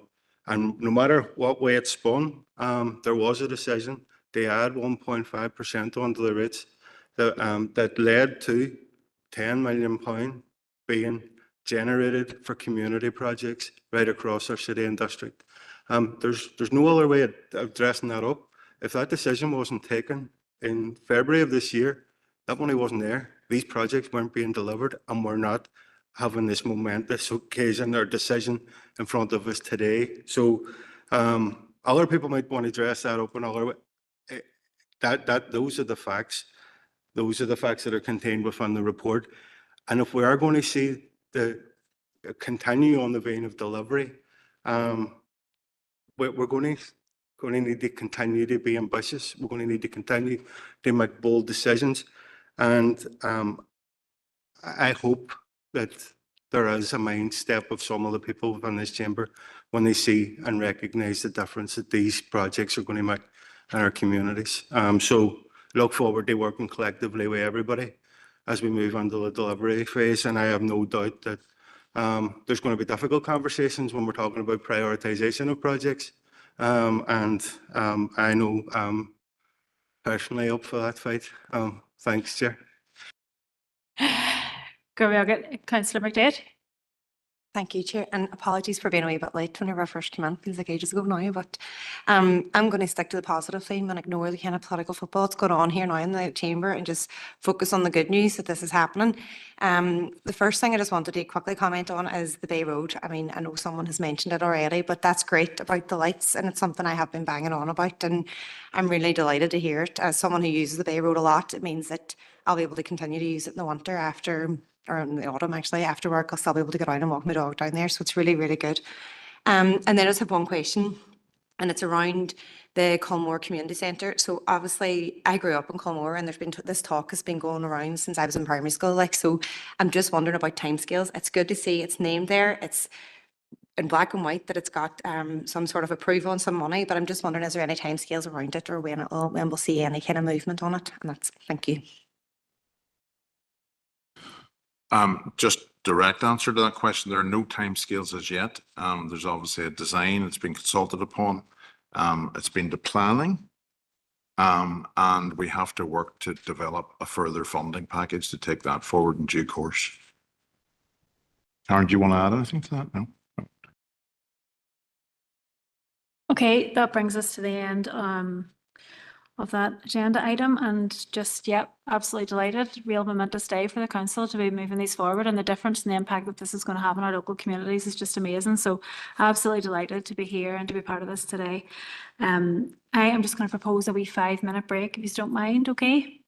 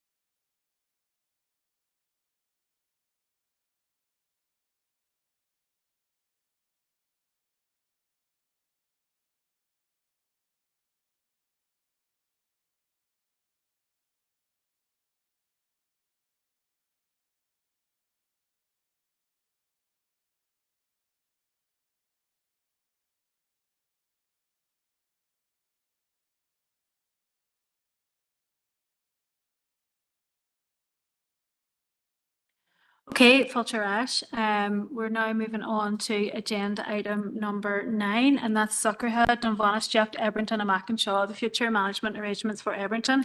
And we're going to go to Stephen. Thank you, Chair. So members, the purpose of this report is to seek members' approval for council to move towards assuming some additional responsibilities for the Ebrington site.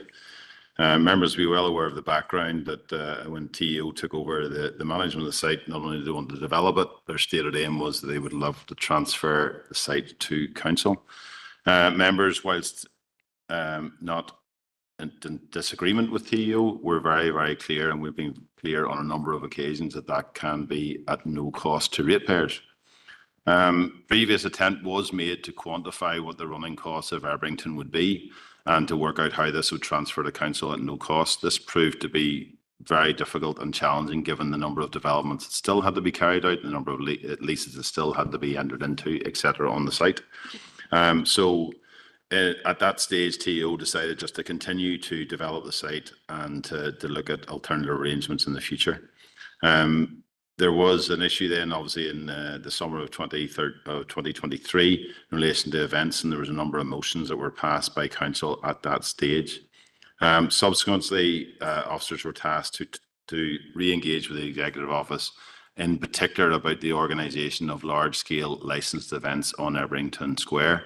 Council facilitated a process for this, and council officers oversaw this process for 2024, 2025 and 2026.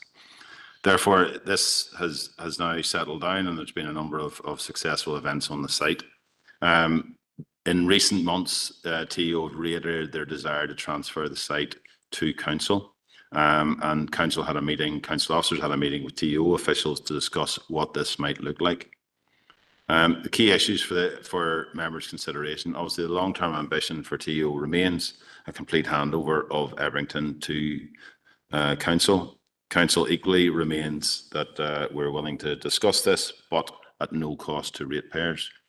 In the meeting that we had as officials, there was a clear recognition from the Executive Office that this is very complex, and it's not exactly easy to pin down the running costs, what that would look like, and what the future liability would be. It was a very positive meeting, and there was a lot of clear discussions among the officer team at that stage. So within this context, what we agreed to consider as council officers were 3 work streams. One was in relation to the site cleaning and maintenance of the site, but this excluded major capital works, so minor capital works such as grass cutting, weeding, etc. But anything that required capital monies put to it, such as damage to buildings, etc., would still remain as the executive responsibility. Site management and car parking, which has become an issue, and which would include the liaison with tenants and with users to try and manage the site and create a much better environment for the users. And also we look at the events, which is really the large scale events, particularly the ones that would require entertainment's license, site animation, which is different and animating and promoting the site, and also the wider promotion of the Ebrington Square as a destination. So if members are in agreement with the approach, officers will continue to work to draft up these 3 service level agreements for these specific areas. I would stress that possibly the site cleaning and maintenance is slightly more straightforward than the other 2, but there are a lot of questions for all of them, and we have to work our way through those as an officer team. Equally, budgets have to be identified by the Executive Office, so they will need to go back through their approval process as well. And the aim is that we would have these drafted for members' consideration early in the autumn of 2025. At the minute, there is no financial liability because, as I say, we've been clear to say it's no cost to ratepayers. So the recommendation for members is that we note the contents of the report, we approve the next step, which is to draft the 3 SLAs, namely site cleaning and maintenance, site management, car parking, and events animation and site promotion. These draft SLAs will be presented in around October or the early autumn of 2025. Happy to take any questions. Garmarga, Stephen, and first indicated speaker is Councillor Jackson. Chair, and thanks, Stephen, for the report. And On behalf of Sinn Féin, I'm happy to propose the recommendations.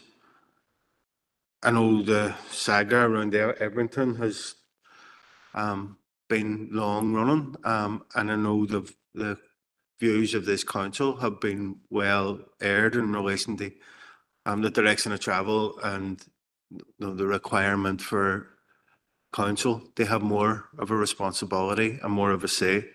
And that's no reflection of the executive office and those that have been working on developing Edmonton over many years. But I know, like, it was a vision that I first heard Martin McGuinness outline when the Edmonton was moved from a military. It was the transfer of Edmonton from being a militarized, fortified base of occupying forces to something that would be the people of this city would be proud of and take ownership of. And I am delighted to see us some way on the journey of that vision being delivered. And I know from speaking to some of the tenants, speaking to the residents that live nearby, there are and there have been concerns around events. There have been concerns around maintenance, and there have been concerns around the speed of or the response times for and if there's any issues that arise. And I know one of the things that is particularly of concern is the level of traffic around Edmonton at the minute, and the dangers that poses. So there's and there's no hiding it. There's no way of sort of dressing this up. It makes much more sense if the site is managed by a local council, people that are from here, embedded here, and have the views of people here at heart. And we have seen how decisions that have been taken in Belfast in relation to Edmonton have been maybe misinformed or had led to sort of disastrous consequences. And there's not least the example around the events where there was widespread anger amongst the people of the city and district around events. And we've seen how that has been handled by council and how things can be done better. And equally in relation to the site maintenance and all of that, it makes much more sense that if a local council are there, they carry out the same cleansing regime that exists in all our public realm spaces throughout our city centre. That we want to see Edmonton incorporated as a part of our city centre, maintained to the same standard as other parts of our city centre, and the best people to do that is the city and district council. So it makes sense, and it's an absolute no-brainer if we can have the assurances that there's no additional costs to council to do that. So from our perspective, we fully endorse the direction of travel, and we look forward to further reports coming back as each of the 3 service level agreements are developed and agreed, and ultimately we see Edmonton maintained the same standard as we see everywhere else. Chair. Garamaga, Councillor Jackson, and we have Councillor Tierney.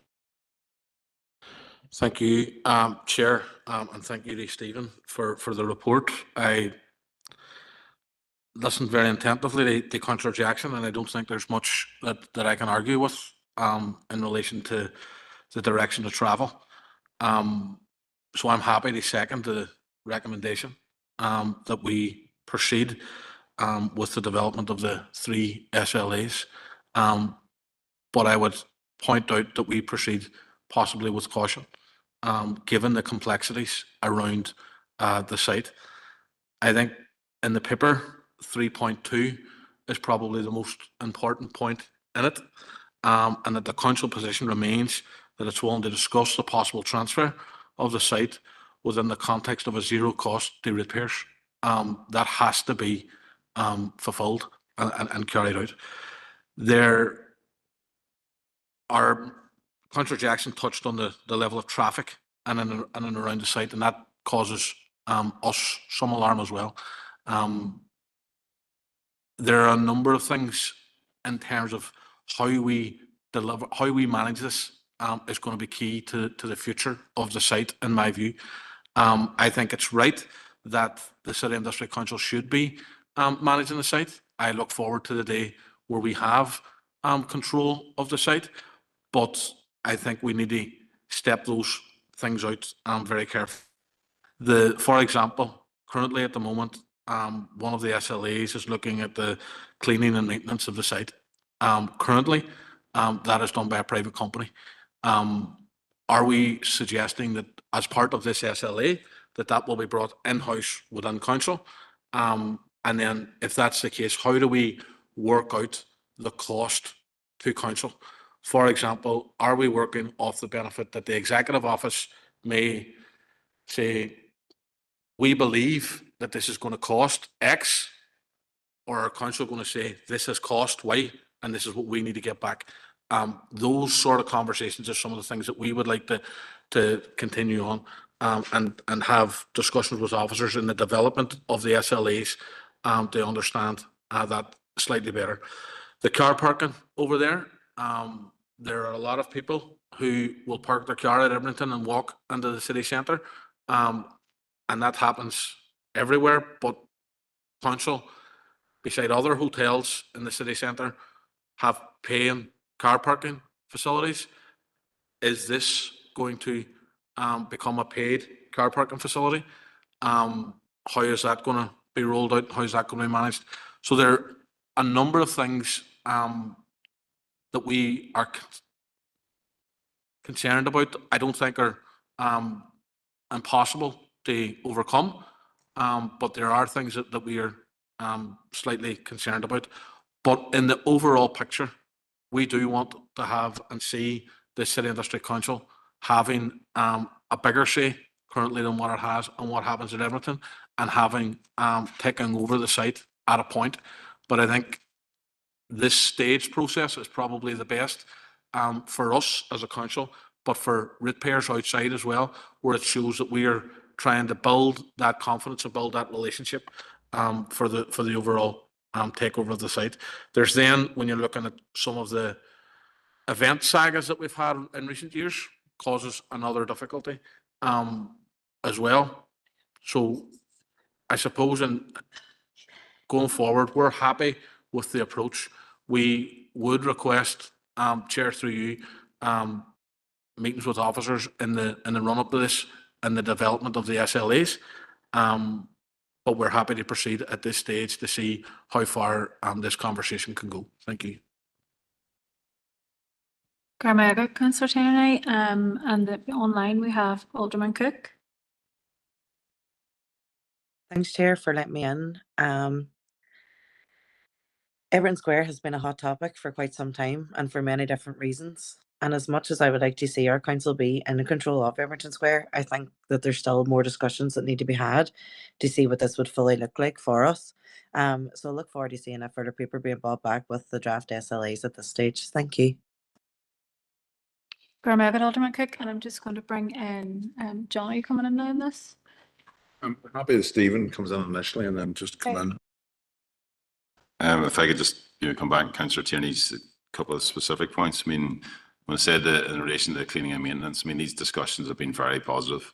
This isn't in relation to the Executive Office saying this is what we're paying, this is what we're prepared to pay you. This is in relation to what is the standard that you as a council would want to clean. and what would that cost? So on the full cost, including the potential for capital equipment that we might need to be purchased as well. So that's a very positive and very open and honest conversation that we're having as a set of officers from TEO and ourselves. So their clear recognition that the advantage of council doing it and the reactiveness of it, and to be able to react quickly to any changing events on the site if the site needs cleaned, etc. But also that the standard of it needs to be high. So on that vein, that one's moving at pace because of the very nature of how it's causing. The other two work streams are a bit more complicated, and the car parking issue has been discussed with no decisions being made in terms of charging, not charging, all of the commuter issues that you raised. So they are all issues that we are actively discussing, will be discussed. We have a number of meetings now over the summer to flesh this out before anything will be brought to TEO and to elected members. So at the same vein, happy to facilitate a meeting with yourselves or anybody else who wishes to discuss, to feed in specific issues that may be had, to make sure we capture these issues within the discussions. But I must stress that, as I say, they're very open, honest discussions with the Executive Office, and we're very clear on how we're approaching it, and they're very clear on how they would like us to take it forward. So it's been very good. There's very little to add other than I completely agree with our approach in this. The issue of cleansing is that we have proposed what we think needs to be done, as Stephen has said, and the Executive Officer responding to that cost that we've put in. With regard to car parking, we have also asked the Executive Office to look at interim solutions to the car parking prior to us taking on those arrangements. There were solutions in place at one point in the past, which worked to some degree. Some of those solutions they have moved away from. So we're asking them to look at interim solutions while we look at inheriting the issue going forward and how we might do that better. Councillor Jackson? Yeah, no, and just to add about the car parking issue, because I have no doubt Councillor Mooney would be all too aware that the current car park is a temporary car park. It's a development site with full planning permission, and it hopefully will be developed in the not too distant future. And the ultimate parking solution is a multi-storey car park, very close to the temporary car park that's currently there. So just to throw that in the mix, they say that, you know, this, whilst the car park, the current in its current position is a temporary measure, and we hope to see that being developed not too soon. Councillor Jackson? Chair, can I just come on there, please? Yeah, sure. Thank you, and thank you to the officers for their responses. And what Councillor Jackson has, in his words, thrown under the mix is part of the concern that we have. So the current car park that's there hopefully will be developed into a multi-storey car park. If we have taken on responsibility for parking, who develops the multi-storey car park? And, you know, have we factored that in to our thinking going forward? That's exactly the point of why we have raised this. Right, Chair, we're maybe on two separate issues here. But when Stephen and myself refer to car parking on the site, we're probably more accurately referring to traffic management on the site. There's a current issue with traffic management on the site. There were arrangements in place that the Executive Office managed those through the provision of barriers and staff. And we're working with them to try to move back to a situation where the traffic on the site is properly managed. And if you like, unregulated parking is not taking place. The issue of parking on the rear of the site and the development of that is all subject to a development agreement that will resolve itself in due course, but that's a completely separate issue to what we've raised today. Okay, Carmichael, moving on to agenda item number 10, and that is the Nilga Insight Exchange event. And through you, Chair, and very briefly, this report is aiming to advise members of NILGA's Insight Exchange event on embedding social value in councils, which is taking place on the 2nd of October in November. As indicated in the reports, the council may nominate up to 7 attendees. That can be a mixture of councillors and officers. Although in speaking to the Chief Executive of NILGA, there is flexibility in those numbers. In terms of costs, there's no costs for attendance at the event, but there would be associated mileage or travel expenses incurred. So as I say, the recommendation is that members are nominated to attend this event. Thank you. Ellen, and our first indicated speaker is Councillor Jackson. Yeah, I think this is a very timely paper, given not only the capital paper that we approved at this earlier in this committee, but the huge capital investment that is going to happen in this council area as part of City. And it is really important that we have social values embedded right across council expenditure and everything that we do. And I know this has been discussed as part of the community wealth building program. It's been discussed. It was raised recently at the Strategic Growth Partnership. And I think this is something that we can't miss. This is an opportunity that we can't miss, and we need to get this right. So if there's support that we can get from NILGA, then we should take it. I would happy to propose that yourself, Chair, attend on behalf of Council, and that officers attend as well, and bring a paper back to committee as soon as possible after the event with a list of options, so we can explore what we can do as a council to embed social values in the work of council. So happy to make that a proposal. Councillor Jackson, and I'd be more than happy to attend that event and represent. The next indicated speaker is Alderman Hussey. Thank you, Chair. And just to endorse Councillor Jackson's comments there, to second the recommendation. I think it's an extremely worthwhile event.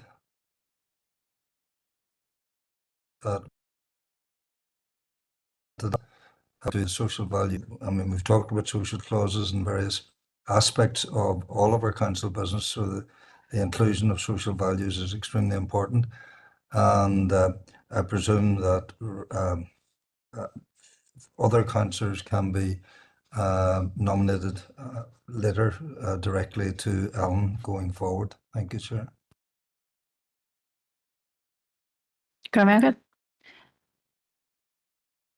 And no other indicated speakers on that one? No. Okay.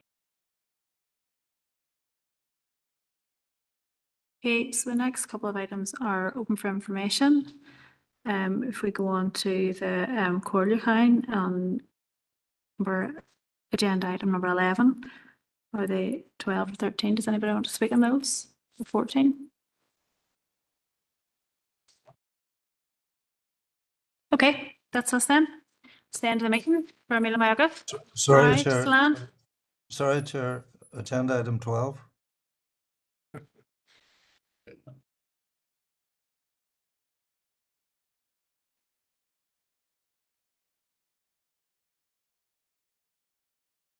Sorry, Alderman Hussey, I didn't say that you had your hand up again for another agenda item. I will give you the grace this time of letting you in on this one, okay? Thank you, Chair. It's agenda item 12. It's the, if you can hear me, I'm a bit in and out on my signal here. It's Sorry, the Alderman commemoration Hussey, we're of the struggling to hear you in 110th here in the chamber. Yeah. It's the commemoration of the 110th anniversary of the Battle of Gallipoli.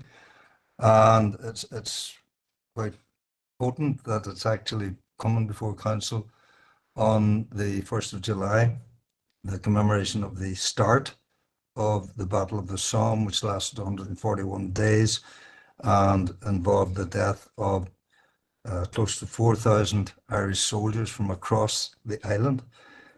Similarly, Gallipoli, although the letter of invitation talks about 3,500 casualties of the 10th Irish Division, there were in fact a similar number of Irish soldiers who lost their lives. Close to 4,000 Irish soldiers lost their lives at Gallipoli.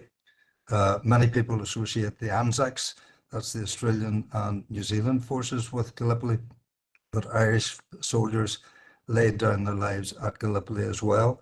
The regiments involved would have been the Royal Enniskillen Fusiliers, Dublin Fusiliers, Royal Munster Fusiliers, Royal Irish Rifles, Connaught Rangers, Leinster Regiment, and Royal Irish Fusiliers, my late grandfather's old regiment.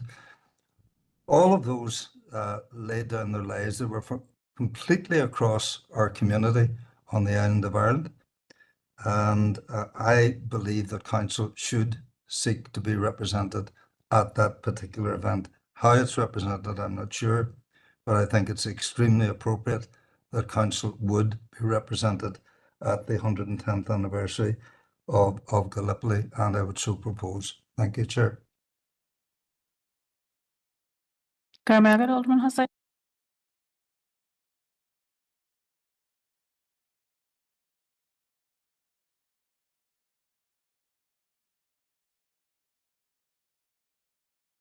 Does anybody want to second that one? Yeah, and I'm going to. It was very difficult to hear what the proposal was, and it's no fault of Alderman Hussey, but the acoustics in here are terrible. So I've heard Gallipoli mentioned quite a few times, but I have no idea what the proposal is, and what the ask is of us as council. So I don't know if Alderman Hussey wants to circulate a proposal, send it to Paula and have it displayed on screen. I have. It would just be helpful, and I know it's hopefully we can have the acoustics issue in this chamber resolved. Sorry, just to say it was on page 77, Councillor Hussey or Alderman Hussey, sorry, was proposing that council was represented based on the letter on page 77. Thank you, Chair. That was it. If you can hear me, I don't think it's a chamber problem. I think it's my signal problem, actually. Yeah, no worries, Alderman Hussey and Councillor Tierney. Yep, thank you, Chair. In relation to the proposal that Councillor Hussey made, is that council are represented at this event between the 13th and the 18th of October at a cost of £1,650 per person. What is he suggesting, or what does that representation look like? How many people? Is he talking about a number of councillors, or is he talking about a number of officers, or both? What does it look like? Because I think that's important if we're going to take a decision on it, that we know exactly how much it's going to cost. Okay, Alderman Hussey, do you want to Chair, comment on that? Yeah, I'll clarify it. Council can be represented by one person, they can be represented by an officer, they can be represented by the mayor, whatever it may be. But I am proposing that we are represented. If it be that it's one person representing council at that event, so be it. And I accept the point being made by Councillor Tierney. It isn't cheap, but I think it's important that those Irish soldiers who laid down their lives at Gallipoli are remembered, and that we should be represented at that event. The methodology of representation perhaps is something that can be clarified later. Thank you, Mayor.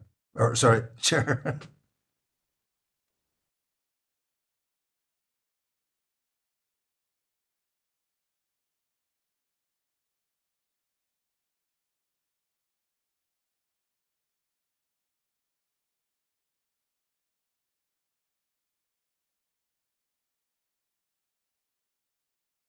Alderman Cook. Thanks, Chair, for letting me in, and I was just going to second Eric's proposal. Okay, Cormac, Alderman Cook. Councillor Jackson. Chair, from our perspective, we wouldn't oppose anybody that wishes to go and be part of it. We feel that it is important to respectfully remember our dead, and we wouldn't stand in the way of anybody who wishes to do that. And we respect the wishes of some members in this council who may wish council to be represented. So on that basis, we would support the proposal, but we would wish to see a paper be brought back to that would detail the numbers and who it would be. So there would be a paper brought back to the relevant committee prior to any spend that's being approved. But in terms of the principle of it, we wouldn't stand in the way of this council being represented at this event. Thanks, Mayor. Chair, if that suggestion is accepted by members, we will bring back a paper into full council, given the timing, based on the letter that has been received and based on the suggested proposal today. Okay, Carmagad, does anybody else have anything else you want to say on that, or? Yep. Okay, well, that's us then. Thank you very much. That's the meeting ended. Carmagad. Thank you, Chair. Well done.